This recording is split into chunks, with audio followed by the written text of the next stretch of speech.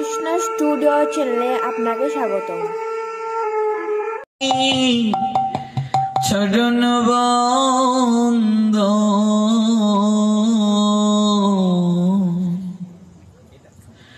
যাহা হতে বিঘ্ন নাশ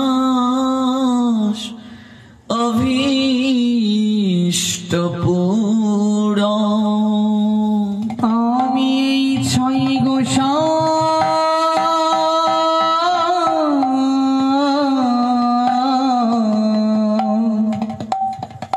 করি চরণ বন্দ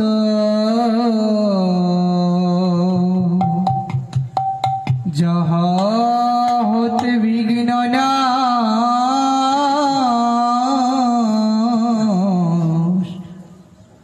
অভীষ্ট পূরণ। এই ছয় গোসা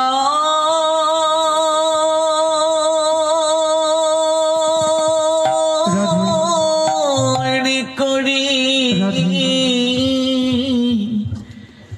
চরণ বন্দ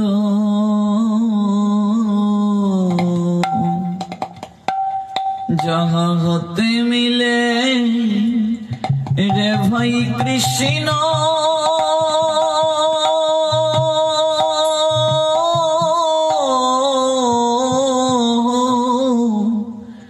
প্রেম। আমি এই ছয় গোসা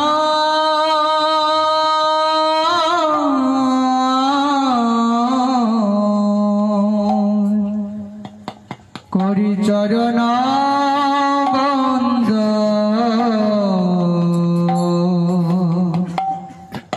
যাহা হতে মিলে রে ভাই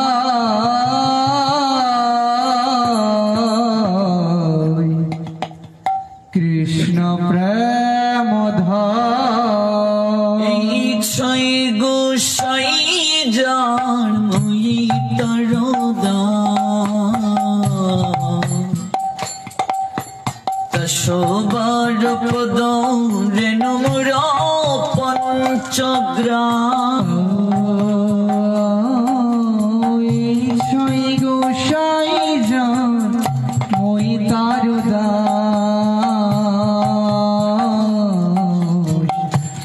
সবার পদ রেণু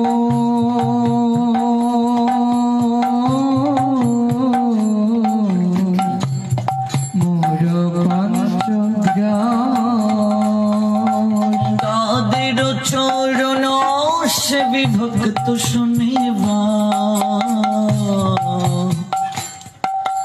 জনমে জনমে মোর এই অভিলাষ। তাদের চরণ সেবী ভক্ত শনিবা জনমে জনমে মোর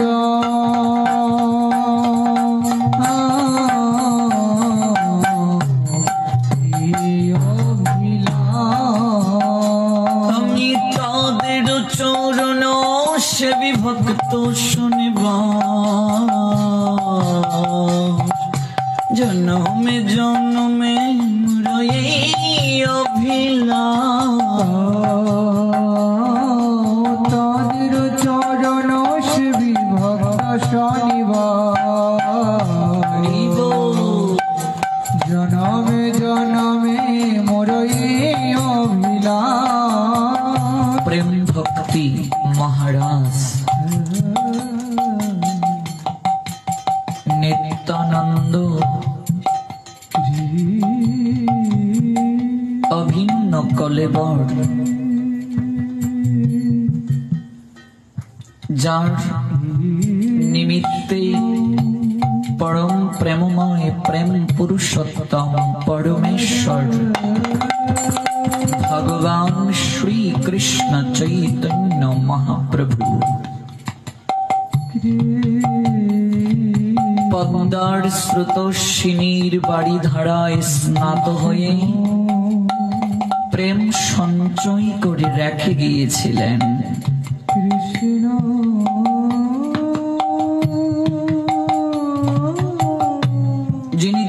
আসার পূর্বে অশ্রু বিসর্জন পূর্বক প্রাণীর ঠাকুর গোরা আমার কেঁদে কেঁদে ডেকেছিলেন, নরু নরু কোথায় রে?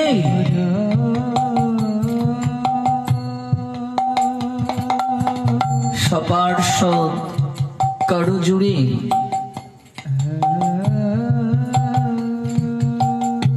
অবিলাস ব্যক্ত করেছিল, প্রভু হে, আমাদের সঙ্গে তো নরু বলে কেউ নেই, তাহলে তুমি কাকে ডাকছো এমন আকুল করে?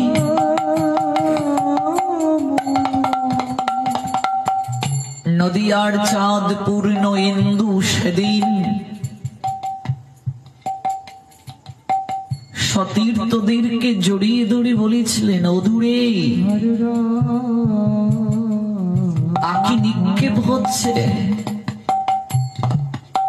ওই সেই ছায়া ঘেরা মায়া ঘেরা গ্রাম কেতুরি, সেখানে আবির্ভূত হবে আমার নরোত্তম। প্রভু গো, যে আসেনি তাকে কেন তুমি ডাকছো?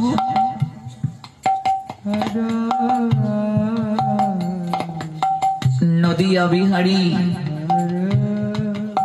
কলিহত জীবের ভাগ্যাকাশে উদিত পূর্ণ চন্দ্রিমা সেদিন বলেছিলেন, আমি যাকে ডাকি সংসার তাকে কোনোদিন ধরে রাখতে পারে না।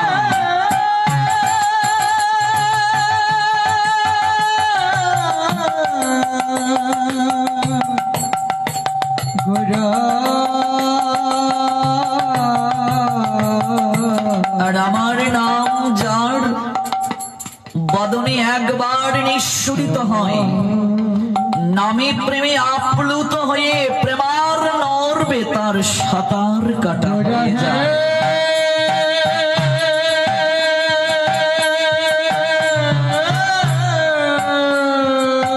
এজন্যই বুঝি আবির্ভূত হওয়ার পূর্বেই যার নাম ধরে ডেকেছিলেন আমার প্রাণ গৌরাঙ্গ, তিনি লিখতে পেরেছিলেন প্রেম ভক্তি চন্দ্রিকাতে, যে গৌরাঙ্গের নাম লয় তার হয় প্রেমোদয়, তারি মুই যাই বলিহারি।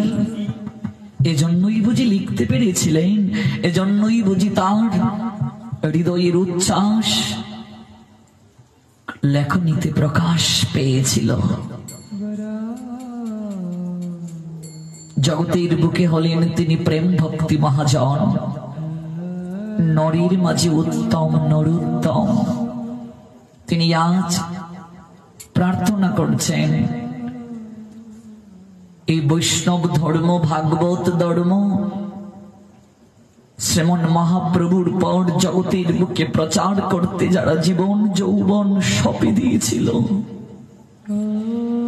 রাজা জমিদারির সন্তান হয়ে সকল কিছুকে পশ্চাতে রেখে বিসর্জন দিয়ে এক কাপড়ে ব্রজের ধুলায় ঘোরাঘুরি দিয়েছিল,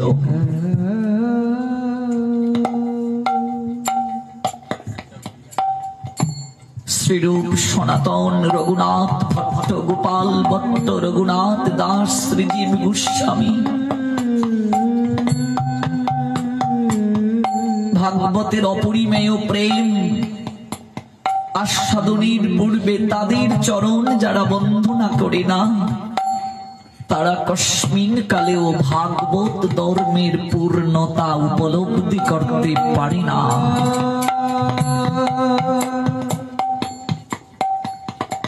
সেই সর্বস্বামী পাদের অন্যতম গোস্বামী রঘুনাথ দাস গোস্বামী, যার অপ্রাকৃত চরণে অভিষিক্ত আপনাদের এই হুগলি জেলার মৃত্তিকা, যার চরণের ধুলিতে অভিষিক্ত হয়েছে আপনাদের গাত্র, আপনাদের তনু, আপনাদের মন,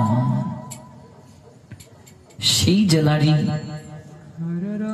গৌরনিষ্ঠ গৌরগত প্রাণ ভক্তবৃন্দ আপনারা। পরম সৌভাগ্যবান আমি দ্বিতীয়বারের ন্যায় আপনাদের চরণ দর্শনের সুযোগ হয়েছে আমার। প্রেম ভক্তি মহাজন প্রার্থনা করছেন ষড়গোস্বামী গণের চরণে আমার হৃদয়ে অভিলাষ। কি অভিলাষ? একটাই হৃদয়ে আমার অভিলাষ গো। আমার অভিলাষটা হচ্ছে জন্মে জন্মে আমি যেন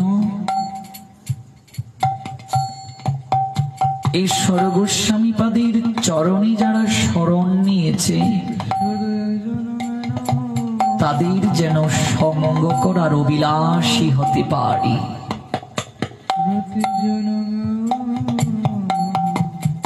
এই ছয় গোসাই যার মুই তার দাস, এই ছয় গোস্বামী যাদের হৃদয়ের প্রাণধন, প্রেম ভক্তি মহাজন বলছেন এই ছয় গোসাই যার মুই তার দাস। মুই শব্দের অর্থ আমি, আমি তার দাস। জনমে জনমে মুরে অভিলাষ, শুধু এ জন্মে নয় গো, প্রত্যেকটা জনমে জনমে গৌর অনুগত যারা তাদের চরণের যারা দাস হয়েছে, আমি যেন প্রত্যেক জনমে জনমে তাদের দাসানুদাস হতে পারি, তাদের সঙ্গ করতে পারি। জন্মে না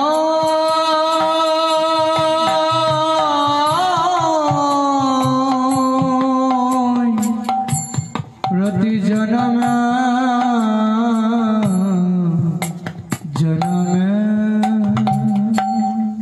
ফুল তো ফুটে কত শাখায় শাখা, শাখা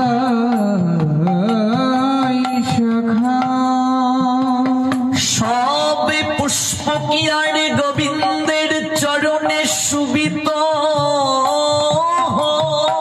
সুবিতা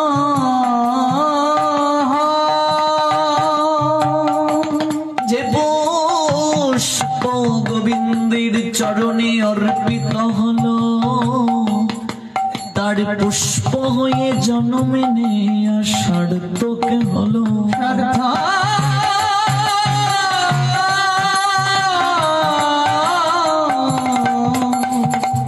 সার্থক হলো। বৃক্ষ রাজিতে কত ফল ধরে,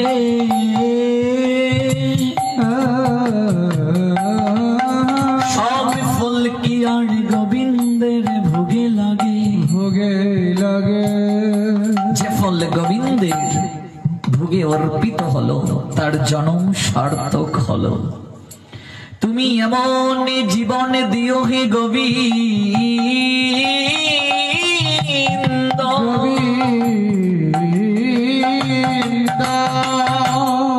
যেন তোমার সেবায় আমি লাগতে পারি, যেন তোমার সেবা আমি লাগিতে পারি। যদি কুকুর কুলে জন্ম দাও হে গোবিন্দ, গোবিন্দ তাহলে বৈষ্ণব গৃহে আমায় কুকুরি করে জন্ম দিও,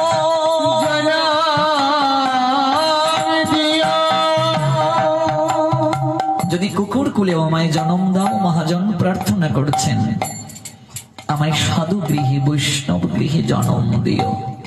কেন? যদি কুকুর বৈষ্ণব গৃহে হয় জন্ম, তাহলেও সে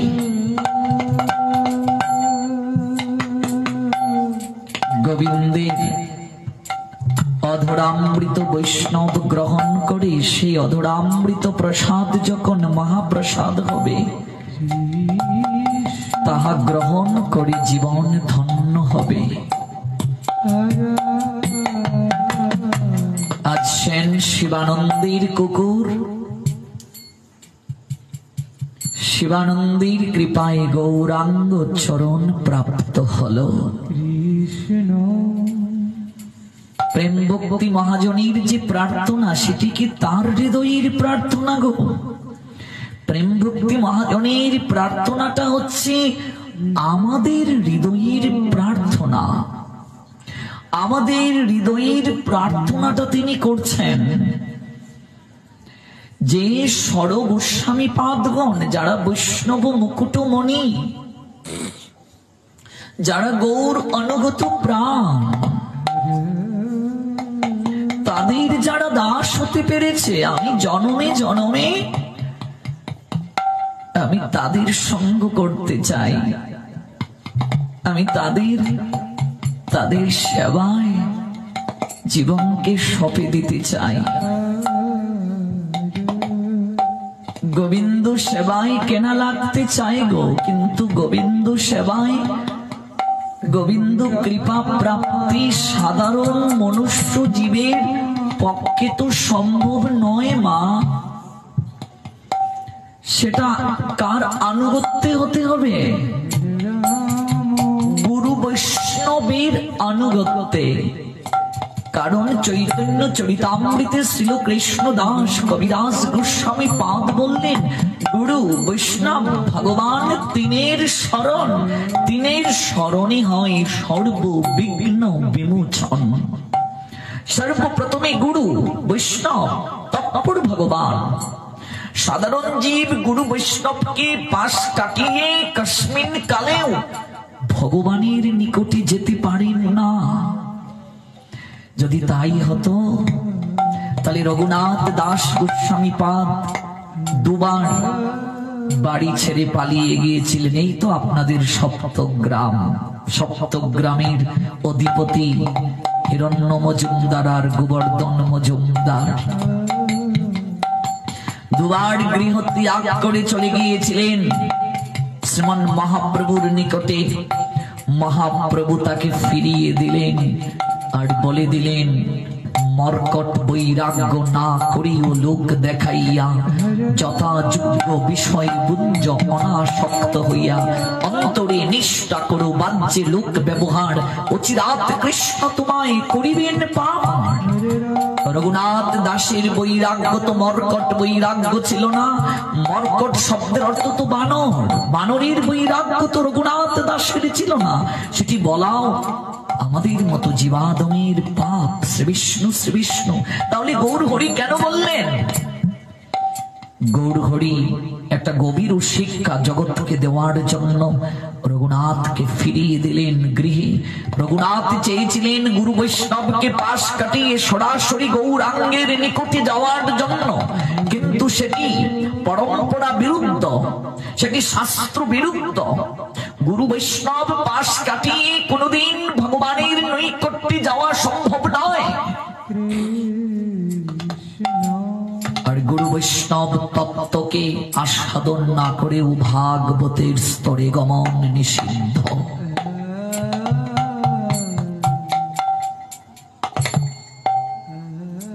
মহিমায় গুরু কৃষ্ণ এক করি জানো, এক করি জানো, গুরু আজ্ঞা হৃদে সবে সত্য করি মানো, সত্য করি মানো। কে বলছেন? সনাতন দাস। মহিমায় গুরু কৃষ্ণ একই তত্ত্ব। এজন্যই ছিল বিশ্বনাথ চক্রবর্তী ঠাকুর বলেছিলেন, সাক্ষাৎ হরিতেন সমস্ত শাস্ত্রই রুক্তস্ততা ভাববত এব সদ্বি, কিন্তু প্রভুর ইয়া প্রিয়ব তস্য বন্ধে গুরু শ্রী চরণারবিন্দম। নিখিল শাস্ত্র একই বাক্যে, একই পন্থায়, একই সিদ্ধান্তে উপনীত হয়েছে। তত্ত্বদ্রষ্টা সদ্গুরুদেব আর ভগবান শ্রীহরি অভিন্ন, কোন পার্থক্য নেই। মহিমাই গুরু কৃষ্ণ একই তত্ত্ব ভাবতে হবে। আর গুরু আজ্ঞাটাকে হৃদয়ে মাঝে ধ্রুব সত্য করে গ্রহণ করতে হবে, এখানে কোনো সংশয় রাখা যাবে না। সেই গুরু তিনি ভগবানের সাকার রূপ। আজ বিগ্রহ সেবার অধিকার কে দিয়েছেন আমাদেরকে? যুগল ভজনের অধিকার কে দিয়েছেন? যুগল ভজনের অধিকার তো সাধারণ জীবের নেই। বিগ্রহ সেবার অধিকার তো সাধারণ জীবের নেই। ভগবানকে ভোগ নিবেদনের অধিকার সাধারণ জীব কোথা থেকে পেল? যেখানে স্বয়ং লক্ষ্মী পর্যন্ত অশ্রু নিবেদন করেন, পরিপাটি করে রন্ধন করে আমার শ্রী ভগবান পদ্ম পলাশ লোচনকে আহার করানোর জন্য। যেখানে প্রেম কাঙ্গালিনী, প্রেম ভিকারিণী, প্রেমের বাঙ্ময়ী প্রতিমা, ভুবন বিজয়ী ব্রজেশ্বরী শ্রীমতী রাধা রানী অপ্রাকৃত প্রেমরস মাখিয়ে অপ্রাকৃত নৈবদ্য ব্রজবিহারীর শ্রীমুখে তুলে দেওয়ার জন্য চাতক পাখির নিয়ায় প্রতীক্ষায় সর্বদা তিনি অনড় থাকেন। সেখানে আমাদের মতো সাধারণ মনুষ্য জীব ভগবানকে আহার করাবে, সেটা ভাবা যায় কি? সেই অধিকার কে দিলেন? সেই অধিকার দিলেন তত্ত্ব দ্রষ্টা শ্রী গুরুদেব।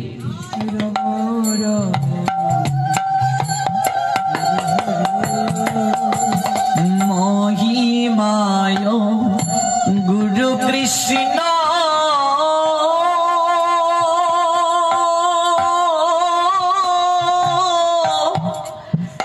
এক করি জন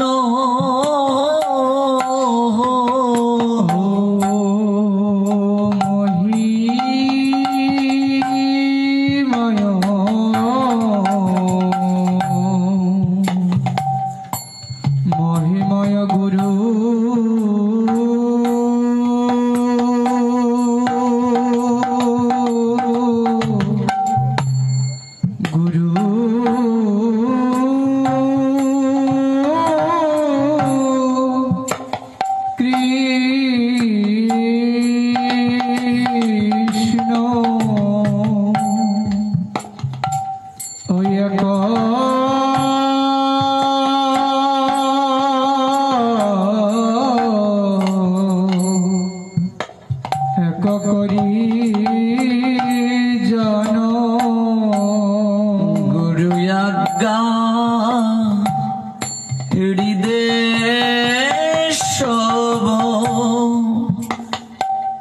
সত্য করি মান গুরু গুরু আজ্ঞা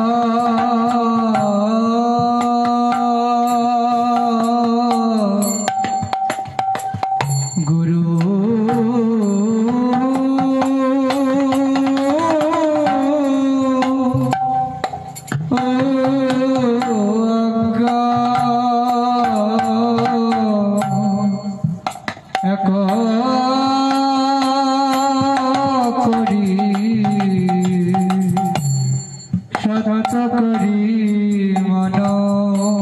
মহিমায় গুরু কৃষ্ণ এক অভিন্ন।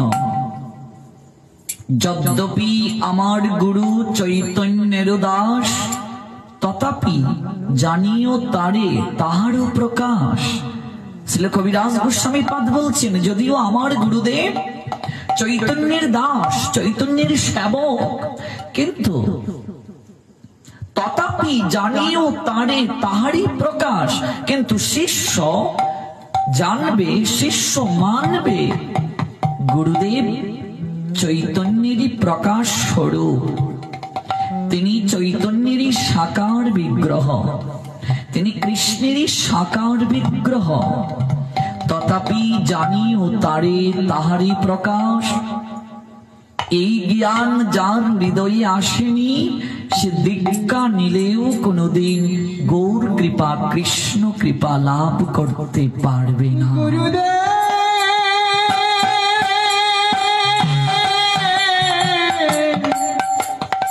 পরম দয়া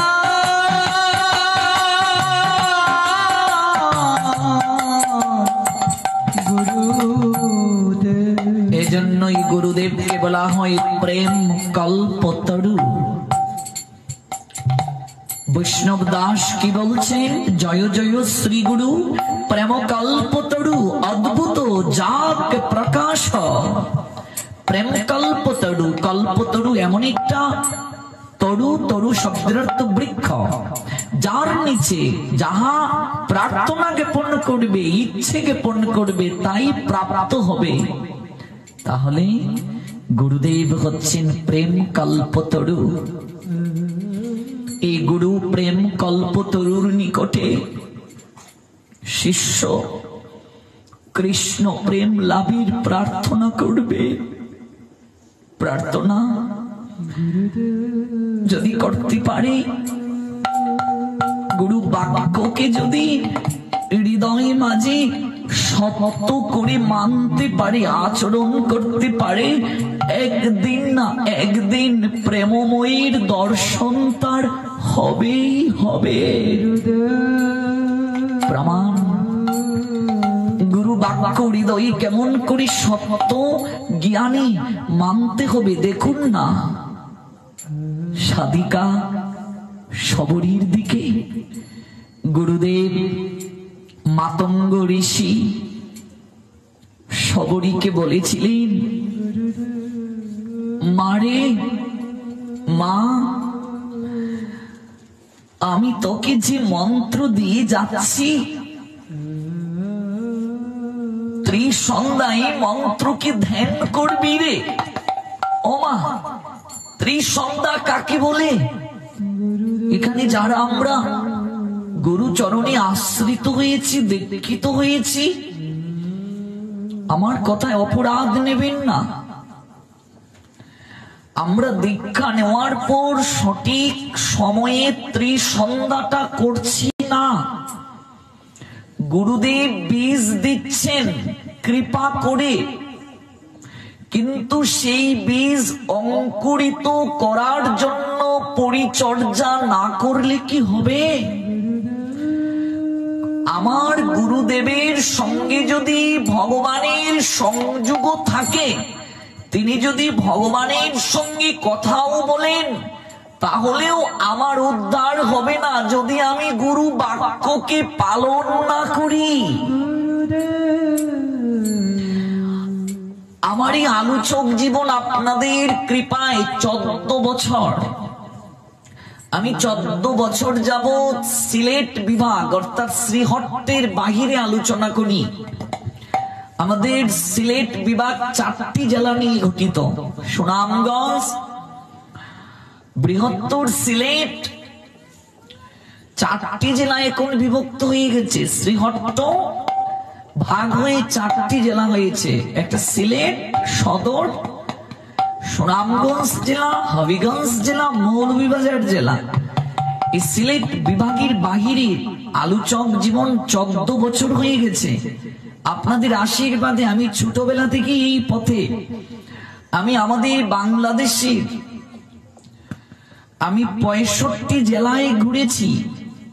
বাংলাদেশে 65টি জেলা আমি দেখেছি। অনেক দীক্ষিত ব্যক্তি সদ্গুরু পরম্পরায় দীক্ষা নেয়ার পরও ঠিক মতো আহ্নিক করছেন না। ত্রিসন্ধ্যা কাকে বলে বলতে পারছেন না। সন্ধিক্ষণ, ত্রিসন্ধ্যা মনে রাখবে, 30টি মুহূর্ত রয়েছে। এক একটি মুহূর্তের এক একটি গুণাবলী রয়েছে। মুহূর্তের যে গুণাবলী, এই মুহূর্ত ব্যতীত অন্য মুহূর্তে প্রাপ্ত হওয়া যাবে না। 30টা মুহূর্তের মাঝে 2টি হচ্ছে মহৎ মুহূর্ত। 2টি মহৎ মুহূর্তের মাঝে আবার ভাগ রয়েছে উত্তম মহৎ, মধ্যম মহৎ। উত্তম মহৎ হচ্ছে ব্রাহ্ম মুহূর্ত। 30টি মুহূর্তের মাঝে মহৎ হচ্ছে 2টো মুহূর্ত। ব্রাহ্ম মুহূর্তের পরের মুহূর্ত হচ্ছে সমুদ্র মুহূর্ত, এটাকে বিচিত্র বলা হয়েছে, বিচিত্র মুহূর্ত। আর ব্রাহ্ম মুহূর্ত হচ্ছে মহৎ। মহতের মাঝে 2 প্রকার, উত্তম মহৎ হচ্ছে ব্রাহ্ম মুহূর্ত। ত্রিসন্ধ্যা, ত্রি মানে 3, সন্ধ্যা মানে সন্ধিক্ষণ। সন্ধিক্ষণ, ক্ষণ মানে সময়, সন্ধি মানে মিলন। এই সময়টাতে মিলিত হওয়া যাবে। কার সঙ্গে মিলন হবে? ঈশ্বরের সঙ্গে। তাহলে সকাল বেলা আহ্নিকের সময়টা কখন? বলছেন গুরু আজ্ঞা হৃদে সব সত্য করি মানো। ভগবানের অনন্ত নামের মাঝে একটি নাম হচ্ছে সত্য। সত্য করি মানো অর্থাৎ গুরুদেবী ভগবান মহিমায় তত্ত্বগত দিক থেকে, কিন্তু শিষ্য গুরুকে ভগবান স্বরূপে দেখবে। গুরু যদি নিজেকে ভগবান দাবি করেন তাহলে তিনি জিওডি, গড হচ্ছে ভগবান, তিনি উল্টো হয়ে যাবেন ডিওজি। শিষ্য গুরুকে ভগবান রূপে কল্পনা করবেন, সেবা করবেন, যত্ন করবেন। তত্ত্বগত দিক থেকে তিনি ভগবান স্বরূপ। এজন্য তার বাক্যকে ভগবানের বাক্য রূপে গ্রহণ করতে হবে। কোন গুরু? সদ্গুরু, যে কোনো গুরু নয়। তত্ত্বদ্রষ্টা সদ্গুরু, পরম্পরায় যিনি আছেন, যিনি অক্ষেত্রে বিক্ষেত্রে বীজ দেন না, যিনি পাত্র প্রস্তুত করে তারপর প্রেম রস ঢালেন, যিনি জমি পরিচর্যা করে বীজ বপন করেন, যিনি চতুর সম্প্রদায় ভুক্ত, যিনি পরম্পরার নিয়ম ধরে রেখেছেন। এবার তার বাক্য সত্য করি মানো। সত্য শব্দ অর্থ ভগবান। সত্য ভগবানের একটি নাম। তিনি দীক্ষা কালে বলেছেন ত্রিসন্ধ্যা করার জন্য। চৈতন্য চরিতামৃত বললেন দীক্ষা কালে শিষ্য করে আত্মসমর্পণ। সেই কালে গুরু তাকে করেন আত্মসম, তিনি তাকে গ্রহণ করছেন। তিনি বলে দিয়েছেন ত্রিসন্ধ্যা করবে। তাহলে সময়টা কখন? সকাল বেলা।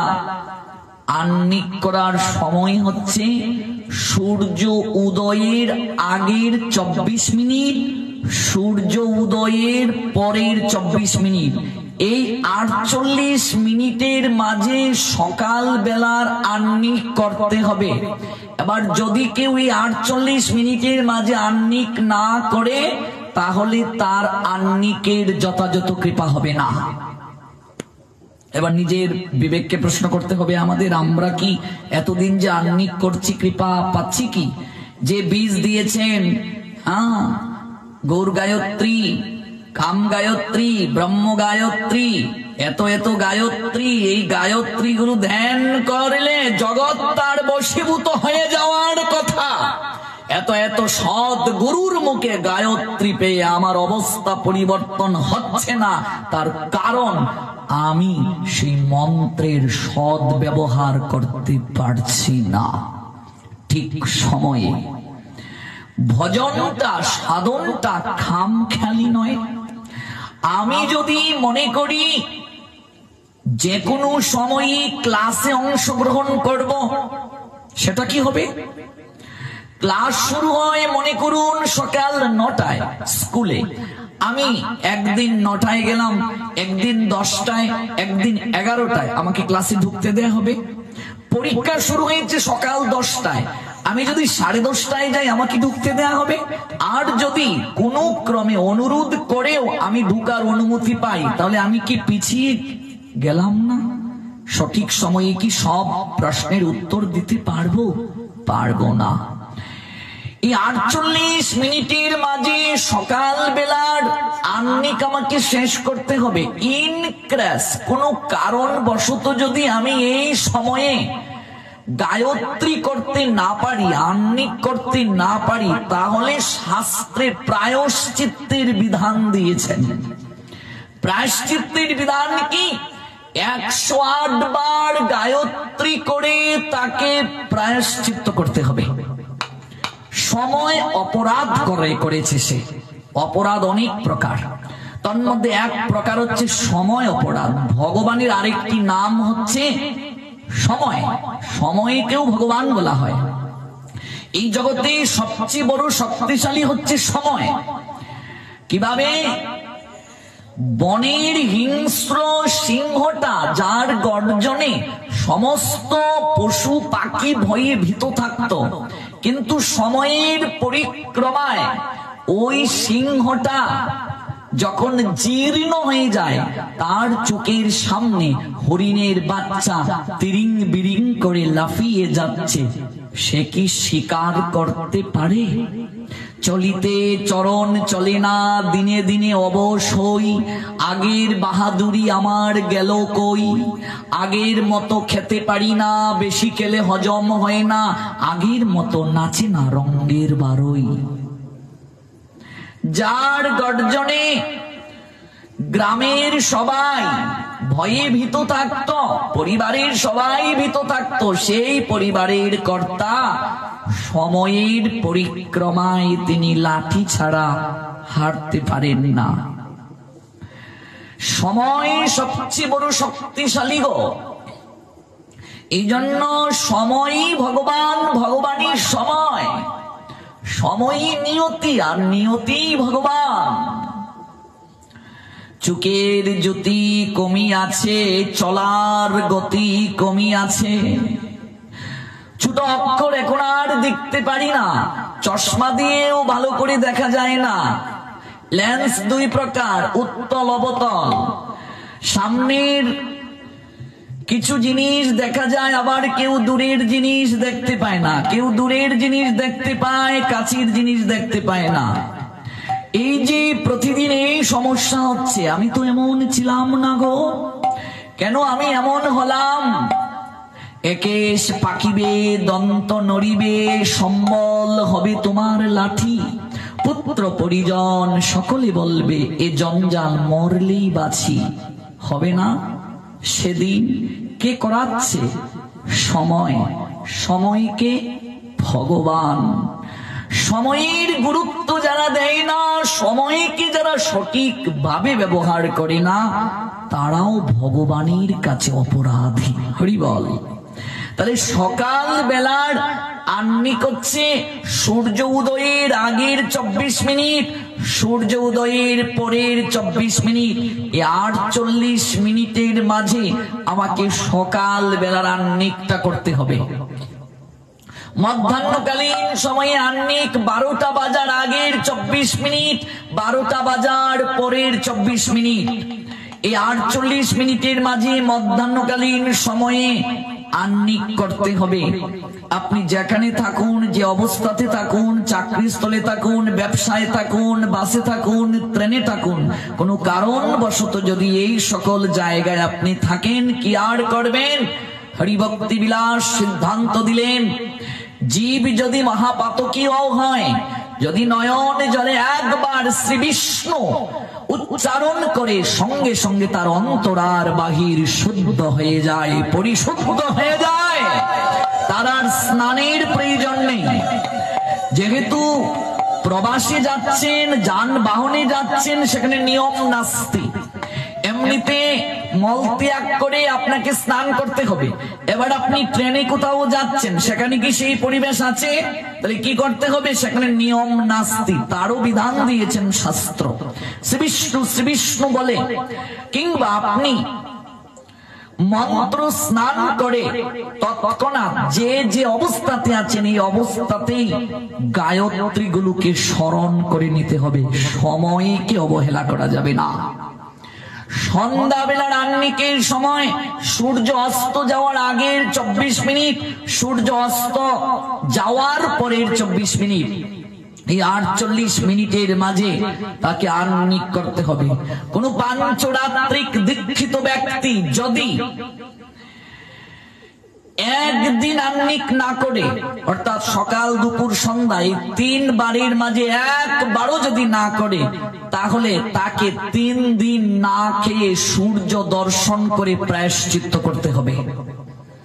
কোন পাঞ্চরাত্রিক দীক্ষিত ব্যক্তি, বিশেষ করে যারা এই যজ্ঞ সূত্র পেয়েছেন, তারা যদি এক নাগারে 7 দিন কোনো আহ্নিক না করেন, সঙ্গে সঙ্গে তার পৈতার গুণ নষ্ট হয়ে গেল, তাকে আবার দীক্ষা গ্রহণ করতে হবে। দীক্ষা নেওয়ার পর এই বিশেষ পন্থাগুলো, প্রক্রিয়াগুলো আমরা যথাযথভাবে গ্রহণ করছি না। এজন্যই সনাতন দাস বলছেন, সত জ্ঞানে গুরু বাক্যে যাহারও বিশ্বাস, অবশ্য তাহারও হয় ব্রজভূমে বাস। গুরু বাক্যে যার কখনো বিশ্বাস নেই, কস্মিন কালেও তার ব্রজধামে বাস হবে না। সত জ্ঞানে গুরু বাক্যে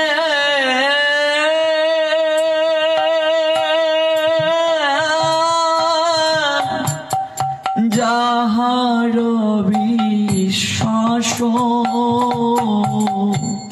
সত জ্ঞানে গুরু বাক্যে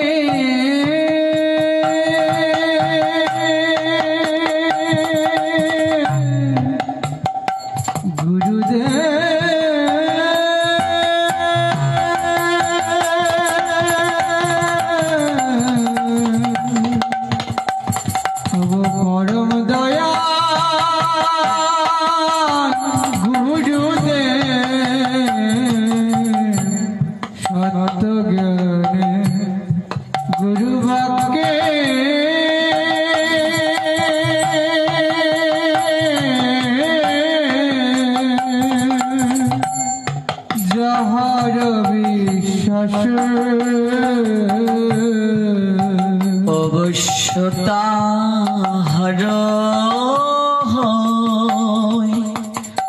ব্রজভূমি বাস।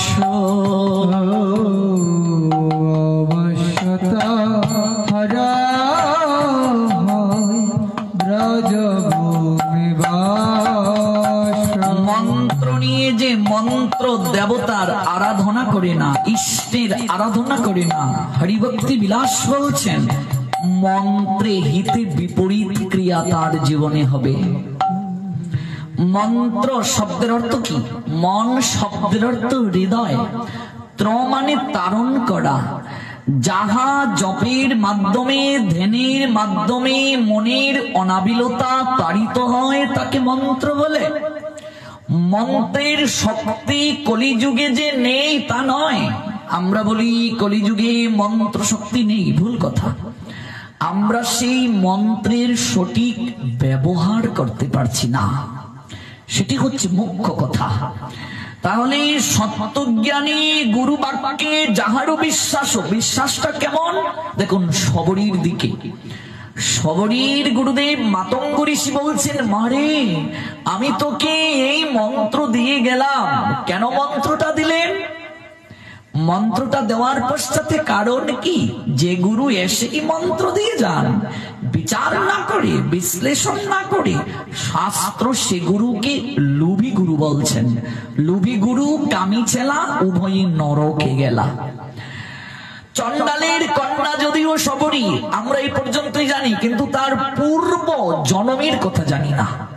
কে ছিলেন শবরী পূর্ব জন্মে? রাজার মহিষী ছিলেন শবরী, তিনি রানী ছিলেন।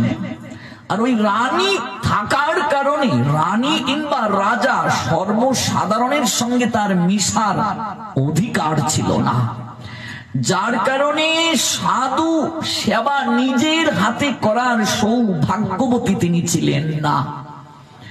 এজন্যই পূর্ব জন্মে তিনি প্রার্থনা করেছিলেন কেঁদে কেঁদে, আবার যদি কোনোদিন জন্ম দাও প্রভু, আমি আর উচ্চকুলি জন্ম চাই না, তুমি আমায় এমন জন্ম দাও যে জন্ম প্রাপ্ত হয়ে যদি আমি লোকের নিন্দাও গ্রহণ করি, সেটা পুষ্পরূপে যেন আমার গাত্রে এসে পড়ে, আমি যেন সেটা আমলে না নেই, আমি যেন আমার এই জীবন যৌবন গুরু বৈষ্ণব ভগবানের সেবায় অর্পণ করে দিয়ে দিতে পারি। সেই রাজমহিষী জন্ম নিলেন চণ্ডালীর কন্যা রূপে। আর গায়ের রং কালো হওয়ার কারণে পিতামাতা সংসার কর্তৃক বারংবার তাকে হেনস্থার শিকার হতে হয়েছিল। কুচকুচি গায়ের বরণ, মনে রাখবে আমরা কেবল শরীরকে দিয়ে বিচার করি গো, শরীর দিয়ে বিচার করার কারণেই আমাদের এত দুঃখ। আচার্যগণ বললেন আত্মীয় সবাই ভাই, আত্মার সম্বন্ধে আত্মীয়তা নাহি হয় মায়াময় গন্ধে। শরীরের দ্বারা যে আত্মীয়, রক্তজাত যে আত্মীয়, সে আত্মীয় এই জন্ম পর্যন্ত। আমার গুরুদেব বলেন গুরু ভাই ভগিনীর সম্পর্কটা এই জন্ম পর্যন্ত নয়, গুরু ভাই ভগিনীর সম্পর্কটা হচ্ছে জন্ম জন্মান্তরের সম্পর্ক। দুর্ভাগ্য হলেও সত্য, কলির প্রবাহে আজ আমরা দেখতে পাই একই গুরুর শিষ্য শিষ্যা, গুরু ভাই বোন একজন আরেকজনকে দেখতে পারে না, একজন আরেকজনের হাতে খায় না, অথচ একই পরম্পরায়, একই গুরুর, একই মঠের, এমনকি আমি নিজে দেখেছি আমাদের একই প্রভুপাদের পরিবারের, অথচ হিংসা করছে, এক মঠের শিষ্য আরেক মঠের শিষ্যের হাতে খাচ্ছে না। এর থেকে দুর্ভাগ্য আমাদের আর হতে পারি না। গুরু ভাই ভগিনীর সম্পর্কটা জন্ম জন্মান্তরের সম্পর্ক। আপনার সঙ্গে আপনার সন্তানের সম্পর্ক এই জন্ম পর্যন্ত, এরপরে আর কোনো সম্পর্ক থাকবে না। না ভুল বলেছি গো? কোন বাবা মারা গিয়েছে, সন্তান কান্না করছে, ও বাবা তুমি আমায় ছেড়ে কোথায় গেলে, তোমায় ছাড়া কি করে থাকবো। 10 দিন কান্নাকাটি করলো, 11তম দিনের দিন শ্রাদ্ধে বসেছে, এবার ঠাকুরদা মন্ত্র বলতে বলছে, ছেলে মন্ত্র বলছে পিণ্ড দেবে, ঠিক সেই মুহূর্তে যদি বাবা এসে দাঁড়িয়ে যায়, কিরে কান্না করছিস কেন, এই তো আমি, আমার হাতে পিণ্ডটা দে। বলুন তো অবস্থাটা কি হবে? বাবা বলে জড়িয়ে ধরবে না ভূত বলে দৌড়ে পালাবে? ও মায়েরা, আচ্ছা, যে ঠাকুরদা মন্ত্র বলছিল সে কি মন্ত্র বলতে পারবে না? বলো হরি, হরি বল হয়ে যাবে। তাহলে ভাবুন, যার জন্য কান্না করছে সেই ব্যক্তি এসে আবির্ভূত হলো, অথচ তাকে আর কেউ আগের মতো গ্রহণ করতে পারছে? তাহলে তোমার সন্তানের সম্পর্ক কি এই জন্ম পর্যন্ত না পড়েও আছে? হরি বল। রবীন্দ্রনাথ ঠাকুরের একটা ছোট গল্প আছে, জীবিত অমৃত। গল্পের নাম কি?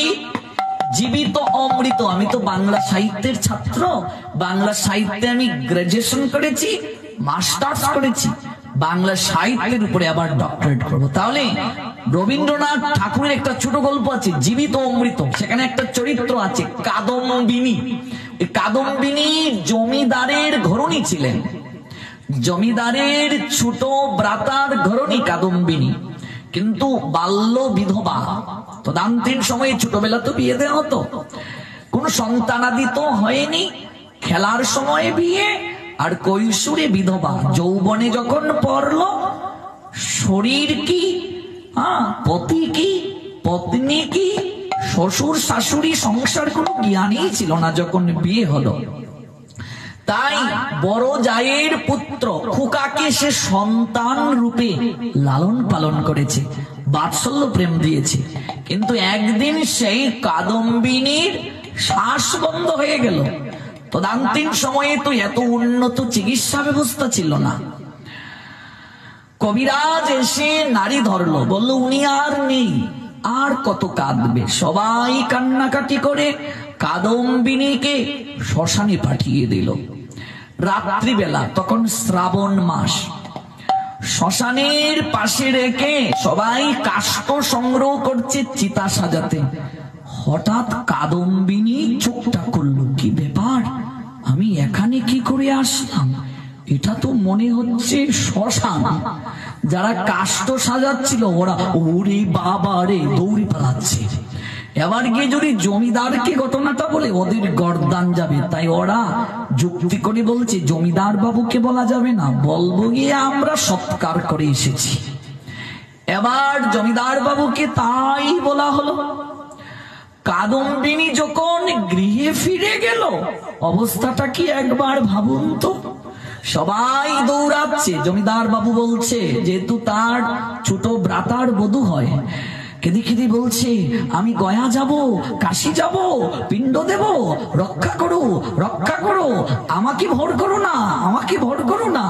এবার সবাই পালাচ্ছে। কাদম্বিনী বলছে, আমি মরিনি, আমি মরিনি, কিন্তু কেউ বিশ্বাস করছে না। পিতলের একটা ঘটি সামনে ছিল। অবশেষে মরিনি বুঝানোর জন্য পিতলের ঘটি দিয়ে কপালের মাঝে সজোরে আঘাত করলো। ফিনকি দিয়ে রক্ত ঝরছে, কিন্তু কেউ বিশ্বাস করছে না। কাদম্বিনী তখন ভাবছে, সারা জীবন যে সংসারটাকে এত আঁকড়ে ধরলাম, মাত্র কয়েক ঘন্টার ব্যবধানে আমি এতটা পর হয়ে গেলাম। ভাবো মা, ভাবো, সারা জীবন যে সংসারটাকে এত আঁকড়ে ধরলাম, কয়েক ঘন্টার ব্যবধানে এত পর হয়ে গেলাম। ওগো, আমি মরিনি, তোমরা বলছো আমি মরে গেছি, আমি অশরীরী, আমি চলে যাব, চলে তো যাবই, এই সংসারে আর থাকবো না, কিন্তু যাবার আগে একটু খোকাটাকে আমি কোলে নিয়ে যেতে চাই। সারা জীবন তাকে আমি বাৎসল্য প্রেম দিয়ে বড় করেছি, ওই খোকাটাকে একটা পলক দেখে যাওয়ার বড় ইচ্ছে। খোকাকে দেখতে কাদম্বিনী যখন অন্দর মহলের দিকে যাচ্ছেন, খোকা চিৎকার করে বলছে, ভূত, ভূত, ভূত। কাদম্বিনীর চোখ বেয়ে জল ঝরল। কাদম্বিনী বলল, এই প্রীতিকে আঁকড়ে ধরে সারাটা জীবন ছিলাম, হে করুণাময়, এর থেকে কিঞ্চিত প্রীতি যদি তোমায় দিতাম, আমার জীবন ধন্য হয়ে যেত করুণাময়। এই প্রীতিটাকে সারা জীবন আঁকড়ে ধরে আমি চলেছিলাম। কাদম্বিনী অন্দর মহল থেকে দৌড়ে আসলো। জমিদারের বাড়ির পাশে বিশাল পুকুরের মাঝে এসে ঝাঁপ দিল। যাওয়ার সময়ে বলে গেল, ওরে সংসারী জীব, আমার মতো তোমরা এতটা সংসারে মোহান্ধ হইও না। মৃত্যুর সঙ্গে সঙ্গে যে সংসারের সঙ্গে সকল সম্পর্ক ছিন্ন হয়ে যায়, সেই সংসারকে সময় দিতে গিয়ে সৎচিৎ আনন্দঘন ভগবানকে কোনোদিন তোমরা ভুলিও না, কোনোদিন ভুলিও না। পরদিন সকাল বেলা কাদম্বিনীর লাশটা পুকুরের জলে ভেসে উঠল। জমিদার বাবু সহ পাড়া প্রতিবেশী এসে কান্না করলো, বলল, আমরা ভুল করেছি, কাদম্বিনী তো মরেনি, মরেনি, আমরা ভুল করেছি। রবীন্দ্রনাথ ঠাকুর গল্পের সমাপ্তি করলেন। শেষের লাইনটা বড় হৃদয়গ্রাহী। কাদম্বিনী মরিয়া প্রমাণ করিল এতদিন সে মরে নাই।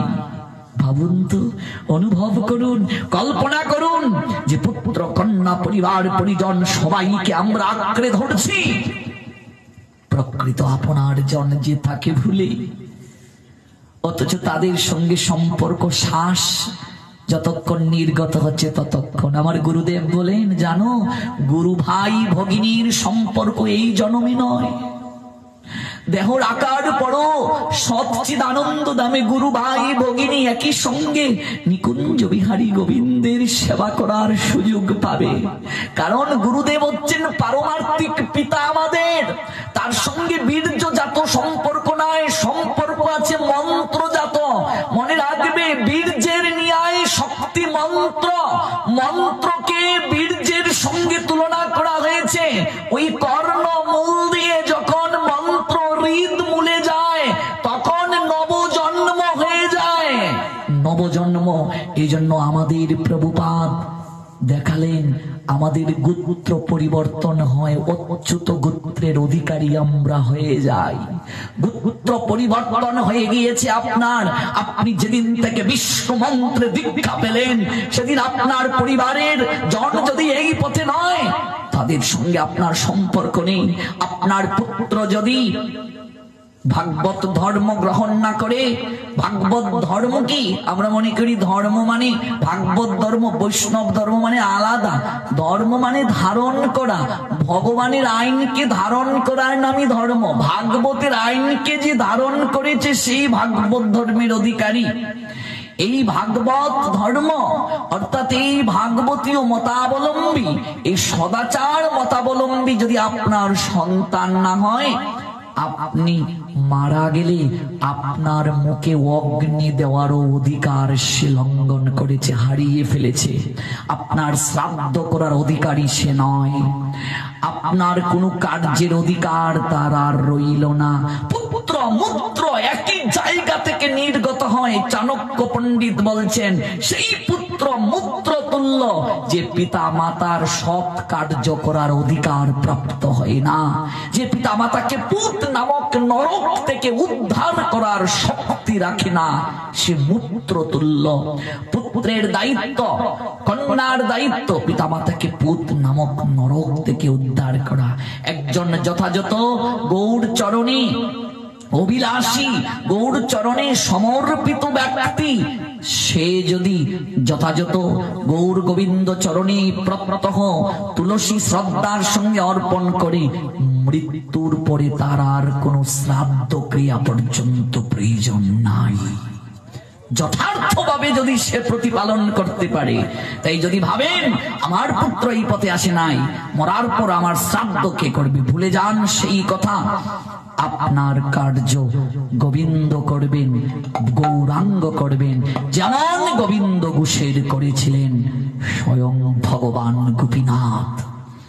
এজন্যই তো এই ভাগবত ধর্ম, এই বৈষ্ণব ধর্ম সর্বশ্রেষ্ঠ, এই মত সর্বশ্রেষ্ঠ। এখানে ভাগবত ধর্ম মানে সনাতন ধর্মের বাহিরে কোনো ধর্ম না, এটা একটা মত। ভাগবতের আইনকে প্রতিপালন করাটাই ধর্ম, আর কিছু নয়। তাহলে গুরুর সঙ্গে সম্পর্ক জন্ম জন্মান্তরের। ভাবুন, যদি তাই না হতো, যদি তাই না হতো, তাহলে আপনি এই গুরুদেব কি করে প্রাপ্ত হলেন? আমাদের প্রভুপাদ শ্রীল ভক্তি সিদ্ধান্ত সরস্বতী গোস্বামী ঠাকুরের অন্যতম শিষ্য, নিত্যলীলায় প্রবিষ্ট ভক্তি হৃদয় বন মহারাজ, তিনি স্নান করতে গিয়েছিলেন।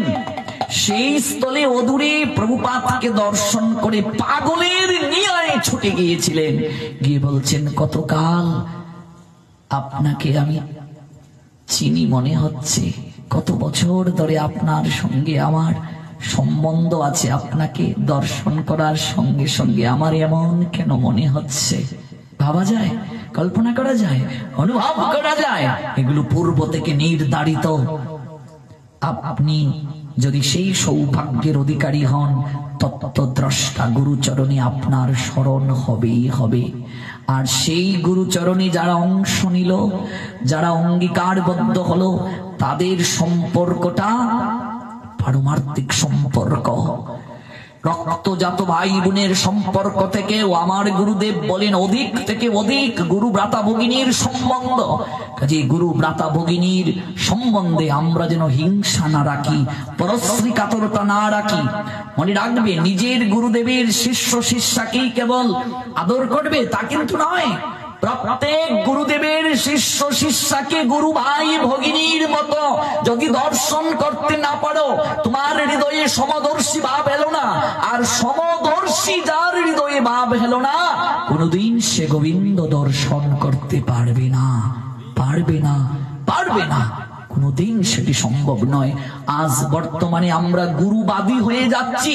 এটা অমুক গুরুদেবের শিষ্য, আমরা সেখানে যাব না। অমুক গুরুদেবের শিষ্য পাঠে এসেছে, আমরা যাব না।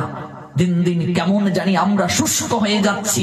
দিন দিন আমাদের হৃদয়ে বৃত্তি কেমন জানি অহংকারে পতিত হয়ে গেছে। অথচ গৌরাঙ্গের চরণে যারা অনুসারী তাদের ক্ষেত্রে শ্রীমন নিত্যানন্দ প্রভু কি বলছেন দেখুন, সারাদিন নিতাই নিতাই বলি, নিত্যানন্দের একটা আদর্শকে হৃদয়ে অবলম্বন করতে পেরেছি, গ্রহণ করতে পেরেছি। যদি তাই হতো তাহলে নিত্যানন্দ যে বলেন, হ্যাঁ, দিন অন্তে গৌরাঙ্গের নাম জেলো একবার রে, আমি হই তার চিরাদিন, সে হয় আমার প্রাণ রে। যে জন গৌরাঙ্গ বোঝে সে হয় আমার প্রাণ। তাহলে তিনিও গৌরাঙ্গ ভোজন করছেন, আমিও গৌরাঙ্গ ভোজন করছি, তাহলে আমার মাঝে আর তার মাঝে প্রভেদ কোথায়? আমি কেন তাকে ভিন্ন করে দেখছি? কেন হিংসা আমার মাঝে আসছে? যে গৌরাঙ্গের নাম লয় তার হয় প্রেম উদয়। এই যে আদর্শ, এখান থেকে সরে গেলে হবে না। আমাকে গুরু বাক্যটা সুদৃঢ় বিশ্বাসের সঙ্গে হৃদয় মাঝে স্থাপন করতে হবে। তুমি আমায় এমন জন্ম দিও প্রভু, আমি উচ্চ কুলে জন্ম চাই না, যেন আমি তোমার সেবা করতে পারি, তোমার নিকটের জনদের সেবা করতে পারি। তাই চণ্ডাল কুলে তিনি আসলেন, কুচকুচি গায়ের বরণ, তাই তিনি সর্ব সময়ই তিনি হীনভাবে সবার চোখে পরিলক্ষিত হলেন। এই দেহ দ্বারা কাউকে বিচার করা যাবে না গো। আমরা মূর্খতার নিয়ায় এই দেহের পরিচয়ে আবদ্ধ। দেহটা প্রকৃতির প্রদত্ত খাঁচা, মনে রাখতে হবে। দেহটা যার দ্বারা পরিচালিত হচ্ছে সেটা হচ্ছে আত্মা। আর এই আত্মার সম্বন্ধে আমরা সবাই আত্মীয়। এই আত্মার সম্বন্ধ যে ভুলে যাবে তারই প্রত্যেক পদে পদে বিপদ। তারই আত্মজ্ঞান হৃদয়ে জাগ্রত হলো না। জগৎ জুড়িয়া এক জাতি আছে, সে জাতির নাম মানুষ জাতি। এক পৃথিবীর স্তন্যে লালিত একই রবি, শশী মুদের সাথী। শীতাতপ ক্ষুধা তৃষ্ণার জ্বালা সবাই আমরা সমান বুঝি। কচি কাঁচা গুলি ডাটু করে তুলি, বাঁচিবার তরে সমান জুজি। দুসর খুঁজি ও বাসর বাদিগ জলে ডুবি, বাঁচি পাইলে ডাঙ্গা। কালো আর ধলো বাহিরে কেবল, ভিতরে সবারই সমান রাঙ্গা। আচ্ছা বলুন তো, যে গাভীর গায়ের বরণ কালো, যে গাভীর গায়ের বরণ লাল, দুগ্ধ কি আলাদা আলাদা হয়ে গো? নানান বরণ গাভীর রেবাই, একই বরণ দুধ। জগৎ ভরে দেখলাম একই মায়ের পুত। পুত মানে বুঝো? পুত মানে পুত্র, ছেলে। নানান বরণ গাভীর রেবাই, একই বরণ দুধ। জগৎ ভরে দেখলাম একই মায়ের পুত। আমরা সবাই এক মায়ের সন্তান। সেই মা আমাদের নাম কি? শতরূপা। তারই সন্তান আমরা, একই মায়ের পুত। আর সেই শরীর পরিচালিত হচ্ছে আত্মা দ্বারা, বাহিরের পরিচয় দ্বারা, গাত্র বর্ণ দ্বারা, দেহ দ্বারা। কাউকে বিচার করা যাবে না। আমরা দেহ দ্বারা বিচার করেছি বলে আমাদের সম্পর্কটা, আমাদের পৃথিবীটা ছোট হয়ে এসেছে। ওরা আমাদের গোষ্ঠী, ওরা আমাদের পরিবারের জন। আর সাধুরা বিচার করে সূক্ষ্ম দৃষ্টিতে। এই জন্য সাধুদের আপন জন এই জগতের সবাই। তাদের কোনো শত্রু নাই, সাধুদের কোনো শত্রু নাই। তাদের আপনজন সবাই, সবাই তাদের আপনজন। সাধুরা যেখানেই যায় আহারের অভাব হয় না, শয়নের অভাব হয় না, কোনো কিছুরই অভাব হয় না। কারণ কি? কারণ যেজন কৃষ্ণ ভজে, যেজন কৃষ্ণ ভালোবাসে, গৌরাঙ্গ ভালোবাসে, তাদেরকে ভালোবাসার লোকের অভাব হয় না গো মা। তাদেরকে ভালোবাসার লোকের অভাব হয় না। গায়ের বরণ কালো বলে আজ তিনি এত সবার কাছে হীনমন্যতার শিকার হলে। চণ্ডাল কুলে আসলেন বলে তৎকালীন সময়ে ঋষিগণ পর্যন্ত সরিয়ে দিল। রাতের আধারে কাষ্ঠ রেখে আসতেন যজ্ঞবেদীর পাশে। আর ঋষিগণ যে পথ দিয়ে স্নান করতে যেতেন সেটা ঝাড়ু দিতেন। ঋষিদের মাঝে প্রধান যিনি মাতঙ্গ ঋষি, তিনি ভাবলেন কে এই কার্যটা করে, এত চমৎকার কার্য ভগবানের প্রীতি সাধনের জন্য, সাধুদের প্রীতি সাধনের জন্য একটি বার তো জানা প্রয়োজন। তাই রাতের আধারে একদিন তিনি ঝোপের আড়ালে লুকিয়ে রইলেন কে এই কার্যটা করে। কুচকুচি গায়ের বরণ কালো একটা মেয়ে, কিশোরী, সে যাচ্ছে কাষ্ঠ নিয়ে কাষ্ঠটা যজ্ঞবেদীর পাশে রেখে হাতে ঝাড়ুটা নিয়ে ঝাড়ু দিয়ে দিয়ে যে ভোরবেলা স্নান করতে যান ঋষিগণ ঘাটে, সরোবরের ঘাটে, সেটা তিনি ঝাড়ু দিচ্ছেন। বলছেন, কে রে মা? ঋষিবর, আমি আমি আমি আমি সবরই আমি আমি চণ্ডালীর কন্যা, আমায় অভিসম্পাদ দেবেন না, আমায় অভিসম্পাদ দেবেন না। কেন রে মা, তোকে অভিশাপ কেন দেব? আমি যে চণ্ডালীর কন্যা, আমি যে যজ্ঞবেদীর পাশে কাষ্ঠ দিয়ে যাই, সমাজের বুকে আমি যে নিকৃষ্ট। কে বলছে রে মা? হ্যাঁ, কে বলছে? যাদের মাঝে প্রকৃত ভগবত তত্ত্ব জ্ঞান জাগ্রত হয় নাই, তারাই সমাজে বিভেদ দেখে, তারাই উঁচু নিচু ভেদাভেদ করে, অমুক উঁচু তমুক নিচু, তারাই বৈষম্য করে।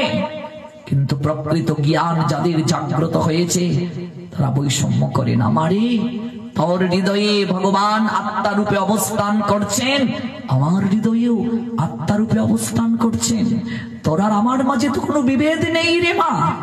আমি কেন তোকে ছোট করে দেখবো? কিন্তু ওরা যে দেখে, ওদের মাঝে সেই জ্ঞান জাগ্রত হয়নি, তাই উঁচু নিচু ভেদাভেদ করে। প্রকৃত সাধু কাউকে উঁচু নিচু ভেদাভেদ করে না।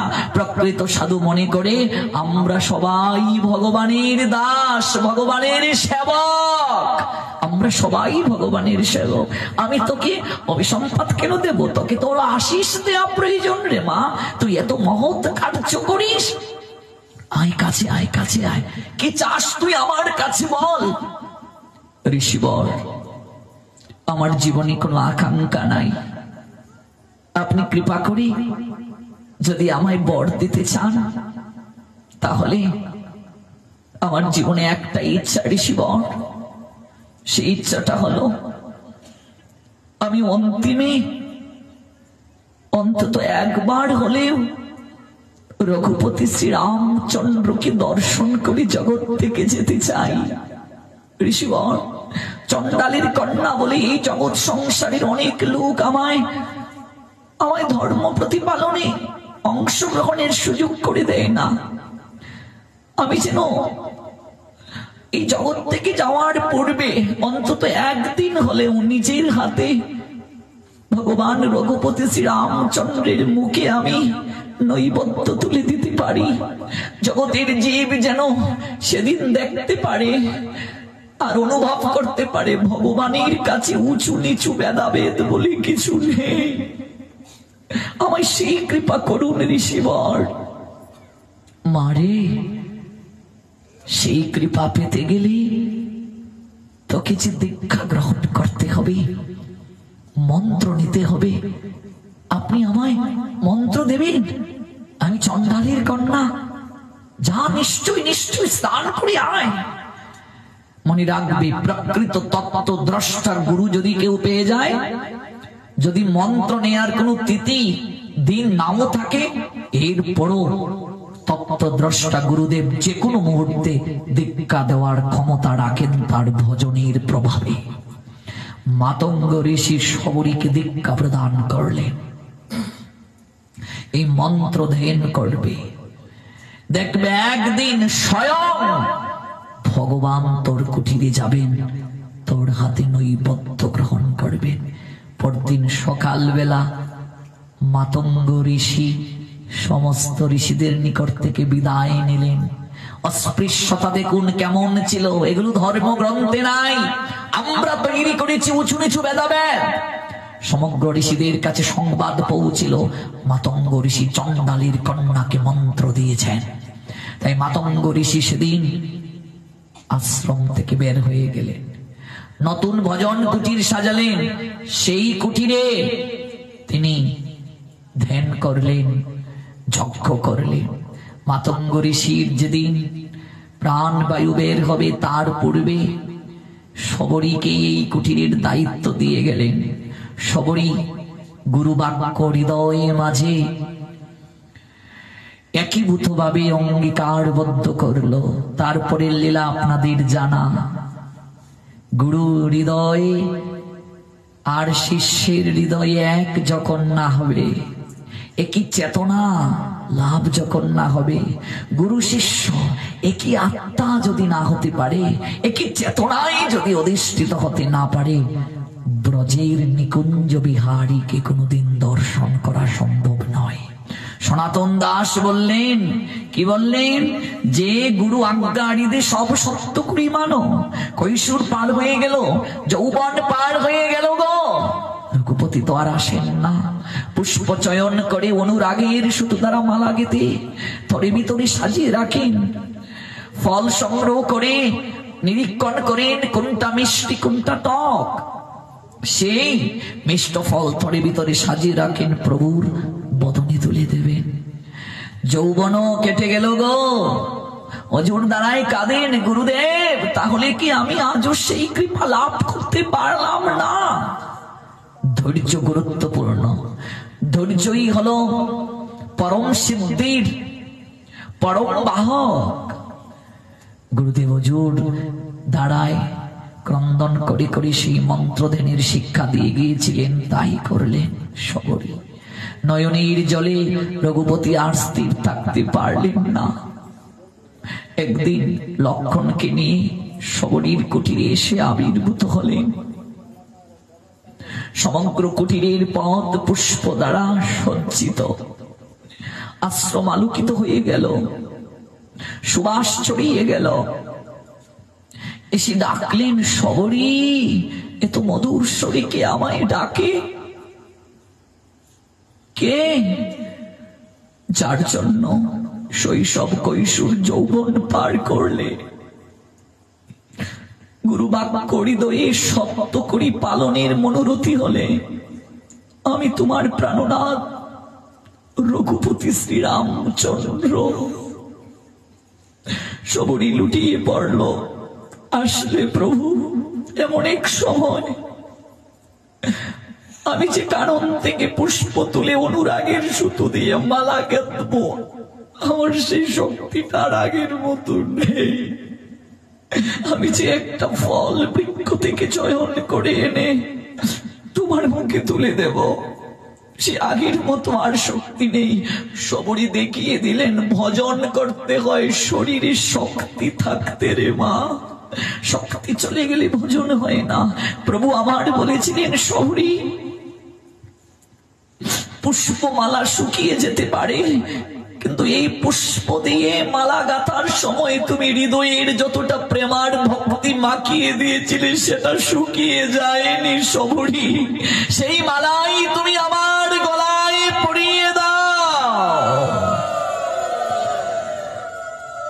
যে কুল যে ফল কিছুটা শুকিয়ে গেছে, কিন্তু তার মাঝে হৃদয়ের প্রীতি মাখানো আছে, তাই আমার বদনে তুলে দাও। আমি কেবল ভক্তের প্রীতিটা গ্রহণ করি, ভক্তের প্রীতি।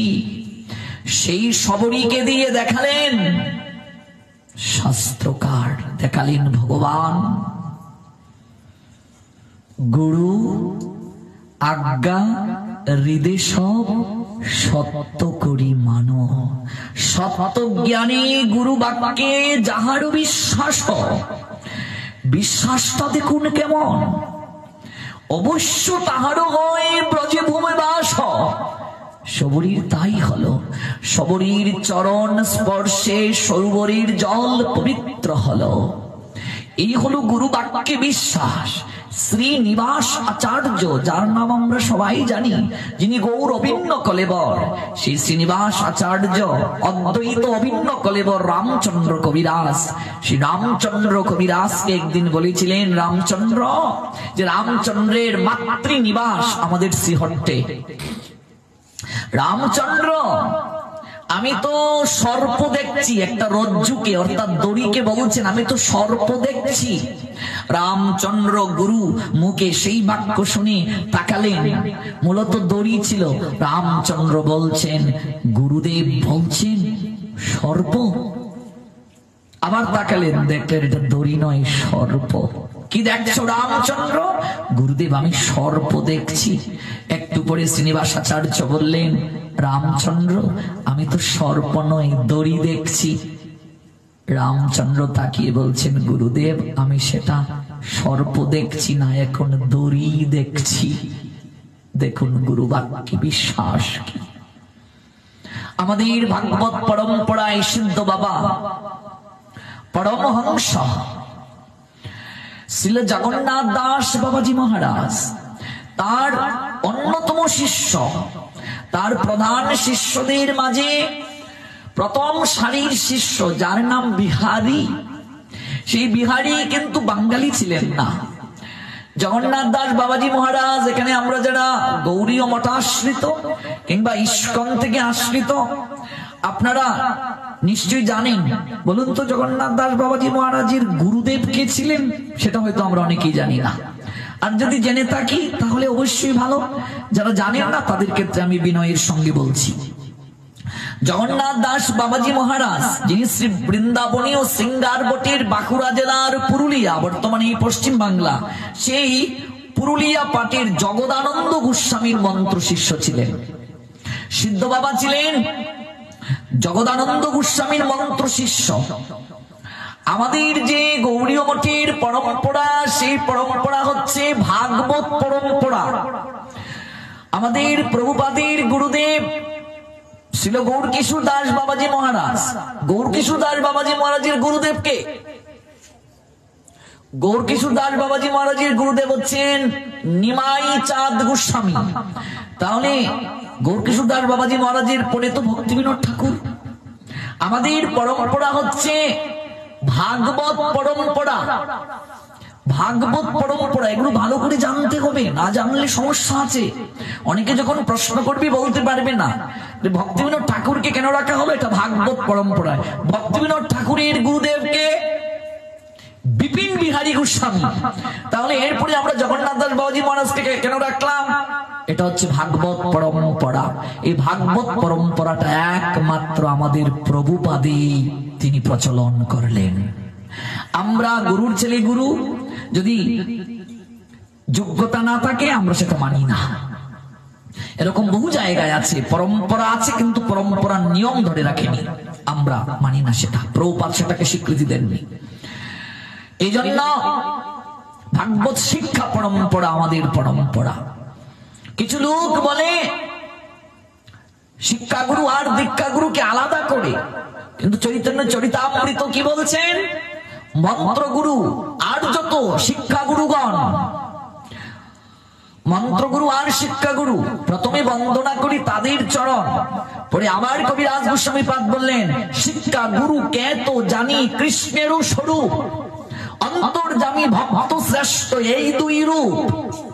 শিক্ষাগুরু দীক্ষাগুরু অভেদ, কোনো পার্থক্য নেই, কোনো পার্থক্য নেই, অভিন্ন, অভিন্ন সেটা। সেই ভাগবত পরম্পরায় আছেন আমাদের সিদ্ধ বাবা জগন্নাথ দাস বাবাজি মহারাজ। তিনি জগদানন্দ গোস্বামীর মন্ত্র শিষ্য, আর গোবর্ধনবাসী সিদ্ধ ছিল কৃষ্ণদাস বাবাজি মহারাজের ভ্যাকের শিষ্য। সিদ্ধ বাবা সূর্যকুণ্ডে যখন ছিলেন সেখানে তিনি মধুসূদন দাস বাবাজি মহারাজকেও শিক্ষাগুরু রূপে বরণ করেছিলেন। মনে রাখবেন, শিক্ষাগুরু অনেক হতে পারেন। এই জন্যই কবিরাজ গোস্বামী পাদ বললেন শিক্ষাগুরুগণ। গণ মানে কি? বহু বচন। শিক্ষাগুরুগণ, অনেক শিক্ষাগুরু হতে পারেন। শিক্ষাগুরুগণ সেই সিদ্ধ জগন্নাথ দাস বাবাজি মহারাজের মন্ত্র শিষ্য যারা যারা আছেন, আমি কয়েকজনের নাম বলি।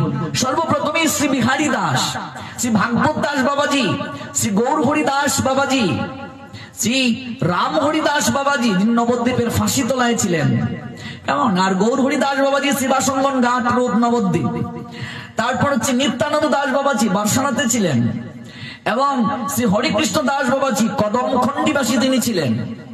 আরো অনেক আছেন। তন্মধ্যে আমরা শ্রী বিহারী দাস বাবাজিকে অন্যতম দেখতে পাই। সেই বিহারী দাস বাবাজি তিনি গুরু বাক্যটা কেমন ভাবে গ্রহণ করেছেন দেখুন। আমাদের প্রসঙ্গটা কি?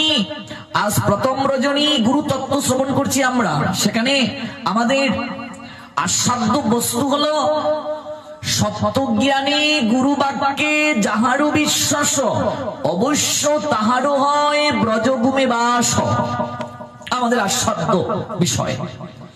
সেখানে জগন্নাথ দাস বাবাজি মহারাজ একদিন বিহারীকে বলছেন, ওরে বিহারী, তুই আমায় একটু চৈতন্য চরিতামৃত পড়ে শ্রবণ করা। এবার বিহারী তো বাংলা জানেন না, বাংলা অক্ষর তিনি চিনেন না, তিনি কি করে বলবেন? জগন্নাথ দাস বাবাজি মহারাজ বিহারীকে বলছেন, বিহারী চৈতন্য চরিতামৃতটা একটু খোল, তাকিয়ে তাক, দেখুন গুরু কৃপা কাকে বলে। গুরু কৃপা কাকে বলে? হ্যাঁ, যে জীবেরও নিস্তারও লাগি নন্দসুত হরি, ভুবনে প্রকাশন গুরু রূপ ধরি, মহিমায় গুরু কৃষ্ণ এক করি জানো, গুরু আজ্ঞা হৃদয় সবে সত্য করি মানো। যে সিদ্ধ বাবাকে একটা টুকরির মাঝে বসিয়ে মাথায় করে নিয়ে যেতেন বিহারী, যখনই সংকীর্তন শুরু হতো, নাম সংকীর্তন, মনে রাখবে মায়েরা, শ্রীমান মহাপ্রভুর যদি কৃপা সহজে কেউ লাভ করতে পারে তাহলে নাম সংকীর্তন হচ্ছে সর্বশ্রেষ্ঠ। মহাপ্রভুর মুখ্য অস্ত্রটাই ছিল প্রেম আর নাম সংকীর্তন। আমরা আগামীকাল বিকেল 4 ঘটিকায় নগর সংকীর্তনে বের হব। খুব অনুরোধ করে আপনাদেরকে বলছি, সবাই যদি নগর সংকীর্তনে আসেন কি যে আনন্দ হবে, আমরা এটা চাই। গত বছর আমরাও এখান থেকে নগর সংকীর্তন করেছি, কিন্তু আমরা আশানুরূপ ভক্তকে আমরা পাইনি। আমরা কাকদ্বীপে যখন নগর সংকীর্তন করেছি, রাজপথে 13 জন পুলিশকে দেয়া হয়েছিল সামলানোর জন্য। এই কাকদ্বীপে এত লোক হয়েছিল রাজপথে, নাম সংকীর্তনে, নগর সংকীর্তনে নিত্যানন্দের মতো নর্তন করবে যারা, মহাপ্রভু প্রতিজ্ঞা করে বলছেন আমি তাদেরকে ছেড়ে কোথাও যাই না। প্রভু 4 জায়গায় থাকেন। প্রভু এক জায়গা হলো সেবাসঙ্গন, 2 সচী মায়ের রন্ধন, 3 রাঘব ভবন, 4 নিত্যানন্দের নর্তন। দেখুন কি বলছেন আচার্যগণ, হাকিয়ে ডাকিয়ে খুল কর তালে, গাইয়ে ধাইয়ে নাচে,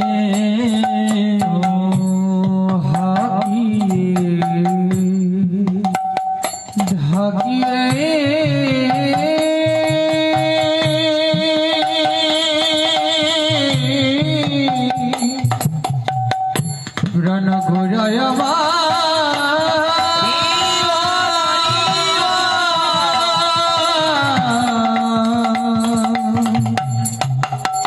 ঘুরা হে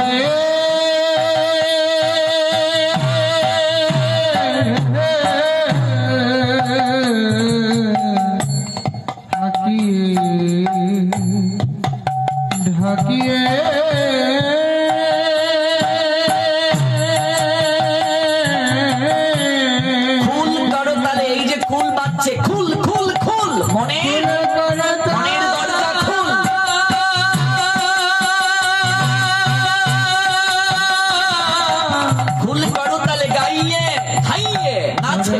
घाइए गाइए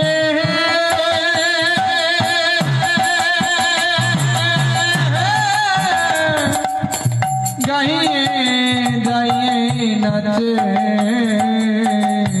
দেখিয়া সমন তরাস পাইয়ে কপাট হানিবে দ্বারে, আজ দেখিয়া সমন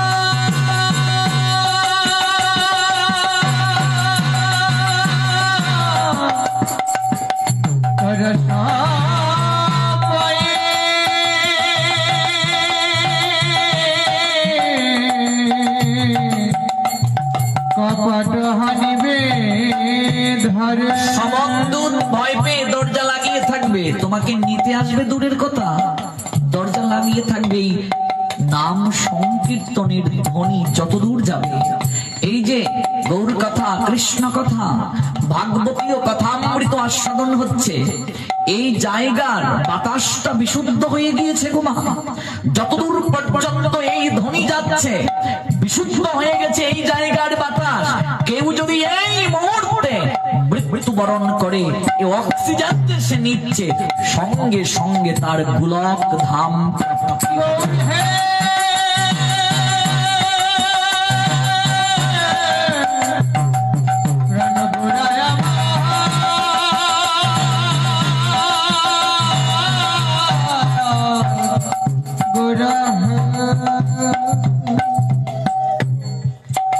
বিকেল 4টায় আপনাদের চরণদুলি প্রাপ্তির অভিলাষী, আপনাদের চরণ দর্শনে আমরা কৃতার্থ হব। আজ যেহেতু প্রথম রজনী, একটু শুরু করতে, একটু আয়োজন করতে, হরিকথা শুরু হতে একটু দেরি হয়ে গেছে। আগামীকাল কিন্তু সময়কে আমরা অনেক গুরুত্ব দেব। একেবারে ঠিক সন্ধ্যা 7টায় আরতি, ঠিক 7:30 আমি বসবো। 7:30 থেকে 9:30 যেন ভোরবেলা মঙ্গল আরতি করতে আপনাদের কষ্ট না হয় এবং আমরাও যেন সঠিক সময়ে উঠতে পারি। আর কিছুটা সময়, অন্তত 10টা মিনিট কৃপা করে শেষ করে যাবেন।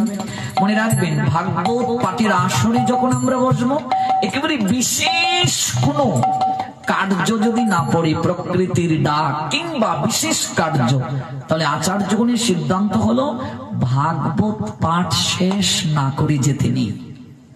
তাহলে আমি সম্পূর্ণ কৃপা থেকে বঞ্চিত হব। যদি কোনো কারণে ইমার্জেন্সি প্রয়োজন আমাকে যেতেই হয়, তাহলে আমি প্রণাম দিয়ে ভাগবতের কাছে ক্ষমা চেয়ে এমন ভাবে যাব যেন কারো শ্রবণে ব্যাঘাত না হয়। আরেকটা কথা, অনেক বিনয়ের সঙ্গে আমি এখানে অনেক ক্ষুদ্রাতি ক্ষুদ্র আপনাদের এখানে অনেক সৎ পরম্পরায় শুদ্ধ তত্ত্বদ্রষ্টা গুরু বৈষ্ণব আনুগত্যে অনেক অনেক অনেক ভাগবত প্রবক্তাগণ আছেন, ভক্ত বৈষ্ণব আছেন।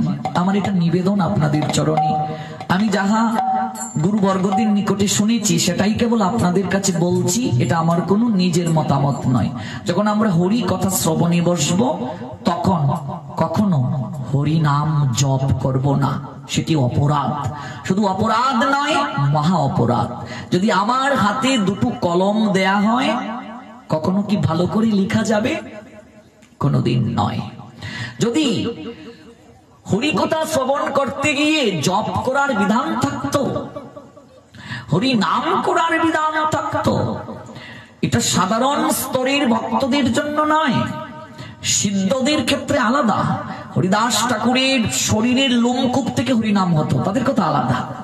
সিদ্ধ বাবাজিরা যে জায়গায় থাকেন ভেতরে অটোমেটিক নাম হতে থাকে, তাদের কথা আলাদা। কিন্তু আমরা যারা বৈদিক ভক্তির স্তরে আছি, আমরা যারা বৈদিক ভক্তির স্তরে আছি, পরীক্ষিত মহারাজ যখন ভাগবত কথা শ্রবণ করেছিলেন, আমরা যে একটু আগে জানলাম ত্রিসন্ধ্যা মিস করলে এই অপরাধ হয়, তাহলে পরীক্ষিত মহারাজ কি সুখদেব গোস্বামী পাদকে বলেছিলেন একটু কথার বিশ্রাম টানেন, আমি আন্নিকটা করবো? ও মা বলেছিলেন গো? তাহলে তার কি পাপ হয় নাই পরীক্ষিতের? কেন বলেননি? কারণ ভাগবত যখন শুরু হয়ে যাবে, সকল কার্য গৌণ। এমন কি মনে করুন, আপনি সন্ধ্যাবেলা ভাগবত শ্রবণে বসেছেন, যদি আপনি দৌড় শুরু করেন ভাগবত শ্রবণকে অবজ্ঞা করে বাড়িতে আরতি করার জন্য, সন্ধ্যা আরতি, তাতে অপরাধ হবে। সন্ধ্যা আরতিরও প্রয়োজন নেই, গৌণ হয়ে গেছে ভাগবতের কারণে। কলিযুগে ভক্তির যতগুলো অঙ্গ রয়েছে, সর্বশ্রেষ্ঠ অঙ্গ হচ্ছে শ্রবণাক্ত ভক্তি। এর উপরে আর কোন ধর্ম নাই, কোন ধর্ম নাই। হরিনাম করা মানে আমি হরিনাম করছি, কর্ণে শুনতে হবে, সেটাই তো বাচিক। বাচিক মানসিক উপাংশ 3 প্রক্রিয়ায় তো জপ। আমি হরি নাম করছি না কথা শ্রবণ করছি, দুটোর মাঝে কোনোটাই হচ্ছে না, দুটো অপরাধ করছি। ভালো করে বুঝুন তো, আপনার বাড়িতে বিশেষ কেউ এসেছে, মনে করুন মুখ্যমন্ত্রী, আপনি তার সাথে কথা না বলে আর কারোর সঙ্গে কি কথা বলবেন? তাকে বসিয়ে যদি কথা বলেন, তাহলে সেটা কি শুভনীয় হবে? তাহলে যিনি মুখ্যমন্ত্রীর সবার মুখ্যমন্ত্রীর উদ্ধারকর্তা আমার গোবিন্দ হরে, অর্থাৎ রাধারানী কৃষ্ণা স্বয়ং সর্ব আকর্ষক, তাকে ডাকলাম, তিনি আসলেন। তিনি যে বলে দিলেন, ব্রহ্মার মাধ্যমে সকল গ্রন্থকে নিক্তির এক জায়গায় রাখলেন, আরেক নিক্তিতে ভাগবত রাখলেন। ভাগবতটা কি হয়ে গেল? ভারী হয়ে গেল। তিনি যে দেখিয়ে দিলেন উদ্ধবকে দিয়ে, আমি যাচ্ছি না, ভাগবতের মাঝে প্রবেশ করছি। তাহলে তিনি যে স্বয়ং আছেন, তিনি যে বললেন নাহম তিষ্ঠামি বৈকুণ্ঠে যোগিনাম হৃদয়েন চমৎ ভক্তা যত্র গায়ন্তি তত্র তিষ্ঠামি হে নারদ। তাহলে সেই ভাগবতের আসনে স্বয়ং দেবর্ষি নারদ, ব্যাসদেব থেকে শুরু করে জনক আদি থেকে শুরু করে শত শত হাজার হাজার প্রধান প্রধান ঋষিগণ উপস্থিত ছিলেন, যে ভাগবত শ্রবণের জন্য স্বয়ং ঋষি মুনি দেবতাগণ সকল তীর্থগণ পর্বতগণ পর্যন্ত সেই জায়গায় আসেন যেখানে ভক্ত ভগবানের মিলনের স্থান। সেখানে ভাগবত শ্রবণে এসে হরিনাম করা বাতুলতা বই কি আর কিছু নয়। অপরাধ হবে নামের চরণে, না হবে ভাগবত শ্রবণ, না হবে নাম শ্রবণ। এটা এখন ফ্যাশন হয়ে গেছে আমাদের। আমার গুরুদেব প্রচন্ড পরিমাণে রাগ করেন। আমরা দেখেছি মন্দিরে পূজারীকে ডেকে এনে বসিয়েছেন যে হরিকথা শুনো, 30 মিনিট পরে অর্চন করবে, তাতে সমস্যা হবে না। হরিকথা ভাগবত কথা শ্রবণ যে করে না, সে যদি ব্রহ্মচারী হয়, তিনি যদি সন্ন্যাসী হন, তিনি যদি পূজারী হন, তিনি যদি রন্ধনের দায়িত্বে থাকেন, তারও পতন হয়ে যাবে। হরি কথা যে শুনবে না, ভাগবত কথা শ্রবণ করবে না, ভগবানের কথা যখন শুরু হয়ে যাবে, গুরু বৈষ্ণবের নিকটে যখন যাব আমার আত্মতত্ত্ব দর্শনের জন্য, তখন সকল কার্য গৌণ। যদি আমি তখন হরিনাম করতে শুরু করি গুরুদেবের কাছে গিয়ে, বৈষ্ণবের নিকটে গিয়ে, ভাগবতের কাছে গিয়ে, তখন সেটাও এক প্রকার অপরাধ বলে গণ্য।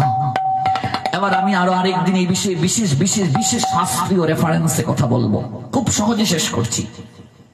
বিহারী দাস বাবাজি তিনি বলছেন, সিদ্ধ বাবা, ওরে বিহারী, চৈতন্য চরিতামৃত গ্রন্থটা একটু খোল।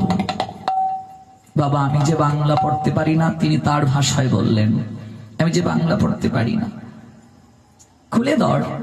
আর গৌরাঙ্গ গৌরাঙ্গ গৌরাঙ্গ 3 বার বলে নয়নের জলে ভাসতে তা দেখবে গৌর হরি তোর হৃদয়ের মাঝে প্রকাশিত হয়ে তোকে আপনা থেকে অক্ষর প্রকাশ করে দেবেন।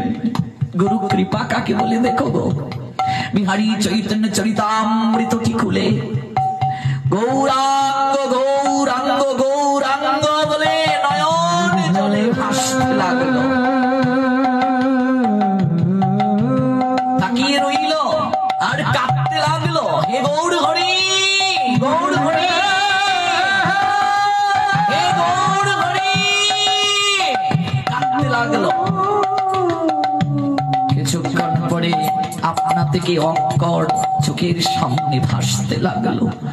গুরু কৃপা কাকে বলে গো, কাকে বলে? ভাসতে লাগলো অক্ষর। বিহারী অক্ষর চিহ্নিত করলেন, রিডিং পড়তে পারলেন, বাবাকে আস্বাদন করালেন। সেই গুরু বাক্য হৃদয়ে লালন করে বিহারীজি নিত্য চৈতন্য চরিতামৃত পাঠ করেছেন। গুরু বাক্য গুরু সেবাটাকেই তিনি একনিষ্ঠ করে হৃদয়ে মাঝে বীজ বপন করে অঙ্কুরিত করলেন। যে কারণে নবদ্বীপে যখন ভজন করলেন বাবা, সিদ্ধ বাবা তিনি যখন ভজন করলেন, তিনি যখন সাধন করলেন, তার লীলাকাল আমরা জানতে পারি। সিদ্ধ বাবা এই জগতে 147 বছর প্রকট ছিলেন। কয় বছর?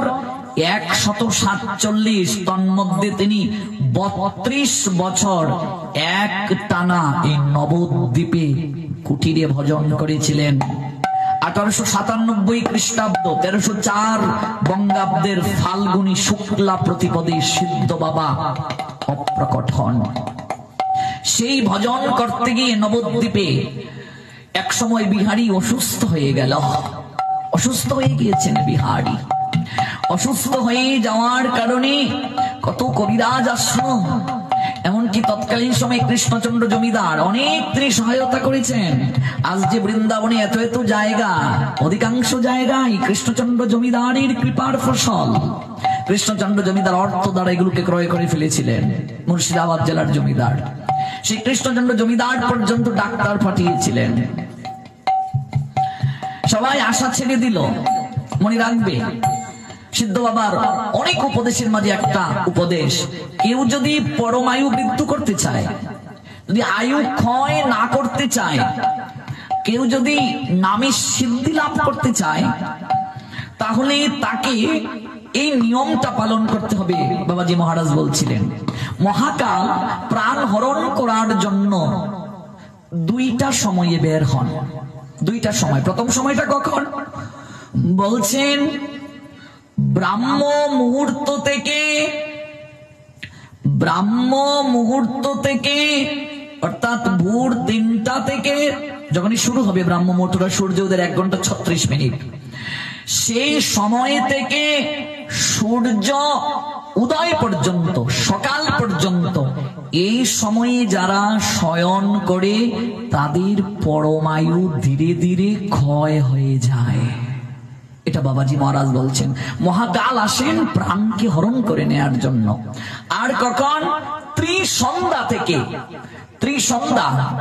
সন্ধ্যাকালীন সময়, গুদুলি লগনের পরের সময়, আসরিক সময় যখন শুরু হয়, ওই সময় থেকে রাত 10টা পর্যন্ত এই সময়ে শয়ন করতে নাই। রাত 10টা পর্যন্ত, গুদুলির পরে আসরিক সময় থেকে রাত 10টা, আর ভোর 3টা থেকে সূর্য উদয়, এই দুটো সময়ে যদি কেউ শয়ন করে, মহাকাল তার প্রাণকে হরণ করে নেওয়ার জন্য হাটে বের হন, এই জগতে বের হন। এই সময়ে যদি কেউ বসে বসে হরিনাম করে, সিদ্ধ বাবা বলে উঠলেন অবশ্যই, অতি অবশ্যই এই 2 সময়ে যারা হরিনাম করবে, ভোর 3টা থেকে সূর্য উদয় আর সন্ধ্যা থেকে রাত 10টা, যদি কেউ হরিনাম করতে থাকে, এক সময় না এক সময় সে সিদ্ধি প্রাপ্ত হয়ে যাবে, ভগবান তার বশীভূত হয়ে যাবে। এটা সিদ্ধ বাবার উপদেশ। এবার সিদ্ধ বাবা বললেন, তোমরা সবাই আশা ছেড়ে দিয়েছ তো, তোমাদের কার্য শেষ, এবার আমাকে করতে দাও। আমার জীবনে আমি কি একটু হরিনাম করিনি? আমি কি একটুও ভজন করিনি? দেখি কে আমার নিকট থেকে আমার বিহারীকে কেড়ে নেয়। গুরু কৃপা দেখো গো, আমার বিহারী আমার প্রত্যেকটা বাক্যকে বেদ জ্ঞান রূপে পালন করেছে। সনাতন দাস বললেন, সত্য জ্ঞানী গুরু বাক্যে যাহারও বিশ্বাস, অবশ্য তাহারও হয় ব্রজভূমে বাস। আমার বিহারী আমার প্রত্যেকটা বাক্যকে বেদ বাক্য রূপে পালন করেছে। দেখি আমার বিহারীকে আমার কাছ থেকে কে নিয়ে যায়। মাথার কাছে জপ মালাটা নিয়ে সিদ্ধ বাবা বসলেন। তখন সিদ্ধ বাবার চোখের পাতি থেকে এই চামড়াটা এমন করে নুয়ে গিয়েছে। গৌরাঙ্গ চরণে তিনি যখন তুলসী দিতেন, বিহারীকে ডেকে বলতেন, ওরে একটু তুলে ধর না, আমি একটু গৌর চরণ দর্শন করি। চন্দন চর্চিত করে হাতে তুলসী দিলে বিহারী বাবার হাতে দিলেন, বাবা চরণে তিনি অর্পণ করে দিতেন।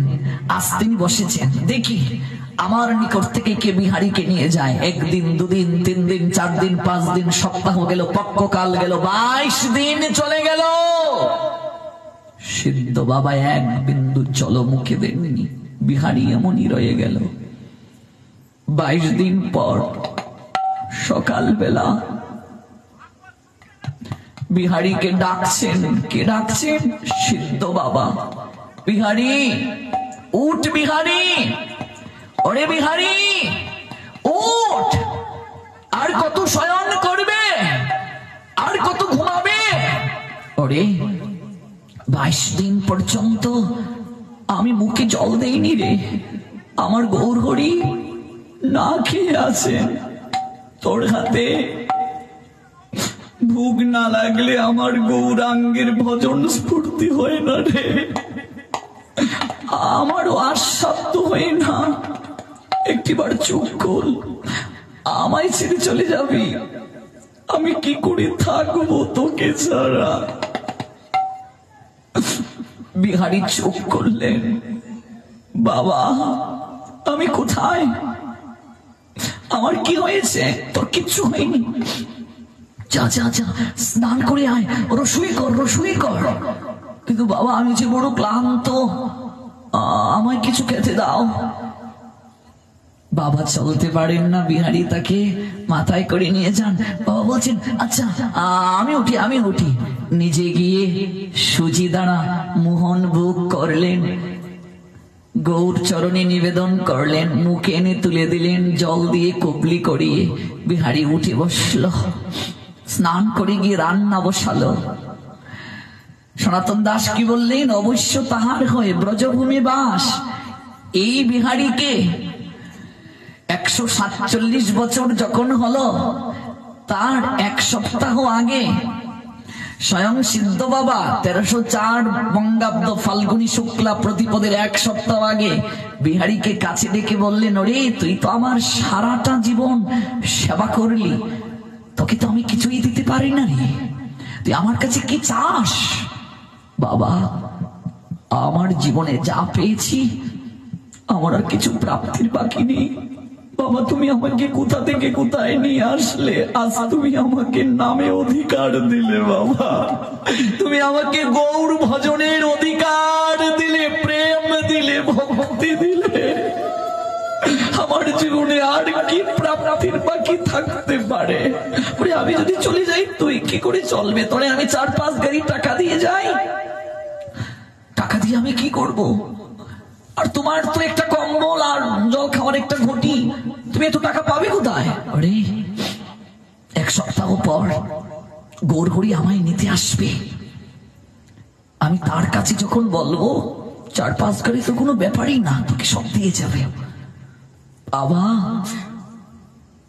তোমার গৌরহরি 1 সপ্তাহ পর তোমায় নিতে আসবে। হে রে, আমার যাওয়ার সময় হয়েছে। চরণ দুটি জড়িয়ে ধরে বক্ষে স্থাপন করে কেঁদে কেঁদে বিহারী সেদিন বলেছিল, বাবা, তোমার প্রত্যেকটা আদর্শ আদেশ আমি সত্য জ্ঞান করে পালন করার চেষ্টা করেছি। বাবা, তুমি আমায় ছেড়ে চলে যাবে না। আমি যাচ্ছি না রে, আমি কেবল দেহটা ত্যাগ করছি রে, আমায় ডাকলেই পাবি। বাবা, তোমার গৌরহরি যখন তোমায় নিতে আসবে তখন তুমি তোমার গৌরহরিকে বলেই হো, পিছনে এক হতভাগা দাঁড়িয়ে আছে। আমার যেদিন প্রাণ পাখিটা দেখো পিঞ্জর ছেড়ে উড়াল দেবে, ভবের ঘাটে তোমার গৌরাঙ্গের হাতে যেন সেদিন বইটা দেখতে পাই। তিনি যেন নিজের হাতে বইটাবে তার চরণে তরিতে তুলে আমায় স্বধামে নিয়ে যান। এই হলো গুরু কৃপা। শিও শিও প্রত্যেক ভক্তবৃন্দের গুরু চরণে আমি শতকোটি প্রণাম নিবেদন করছি এবং আপনাদের চরণ বন্দনা করছি। গুরু বৈষ্ণবের কৃপা ধূলিকণাকে মাথায় লেপনাস করলাম। আগামীকাল গুরু কৃপায়, আপনাদের কৃপায় ভাগবতের অপ্রাকৃত লীলারস আস্বাদন হবে। এখানেই বিশ্রাম টানা হলো আজ গুরুতত্ত্ব মহিমামৃত। গৌর গৌর গৌর হরি। সবার জন্য প্রসাদ আছে, প্রসাদ না নিয়ে কেউ যাবে? কৃপা করে প্রসাদ নিয়ে যাবে। ভাগবতের দক্ষিণা ভক্তরাই যাবে, আপনাদের সামনে আসতে হবে না। গৌর গৌর গৌর হরি। আগামীকাল বিকেল 4টায় সবাইকে নগর সংকীর্তনে আমন্ত্রণ। স্থানীয় ভক্তদের মঙ্গল আরতিতে আসার জন্য বিনম্র আবেদন। মঙ্গল আরতির পর সমবেত হরিকৃষ্ণ মহামন্ত্র জপ ক্লাসে সবাই থাকবেন। ভিডিওটি আপনার ভালো লাগলে লাইক, কমেন্ট এবং সাবস্ক্রাইব করুন।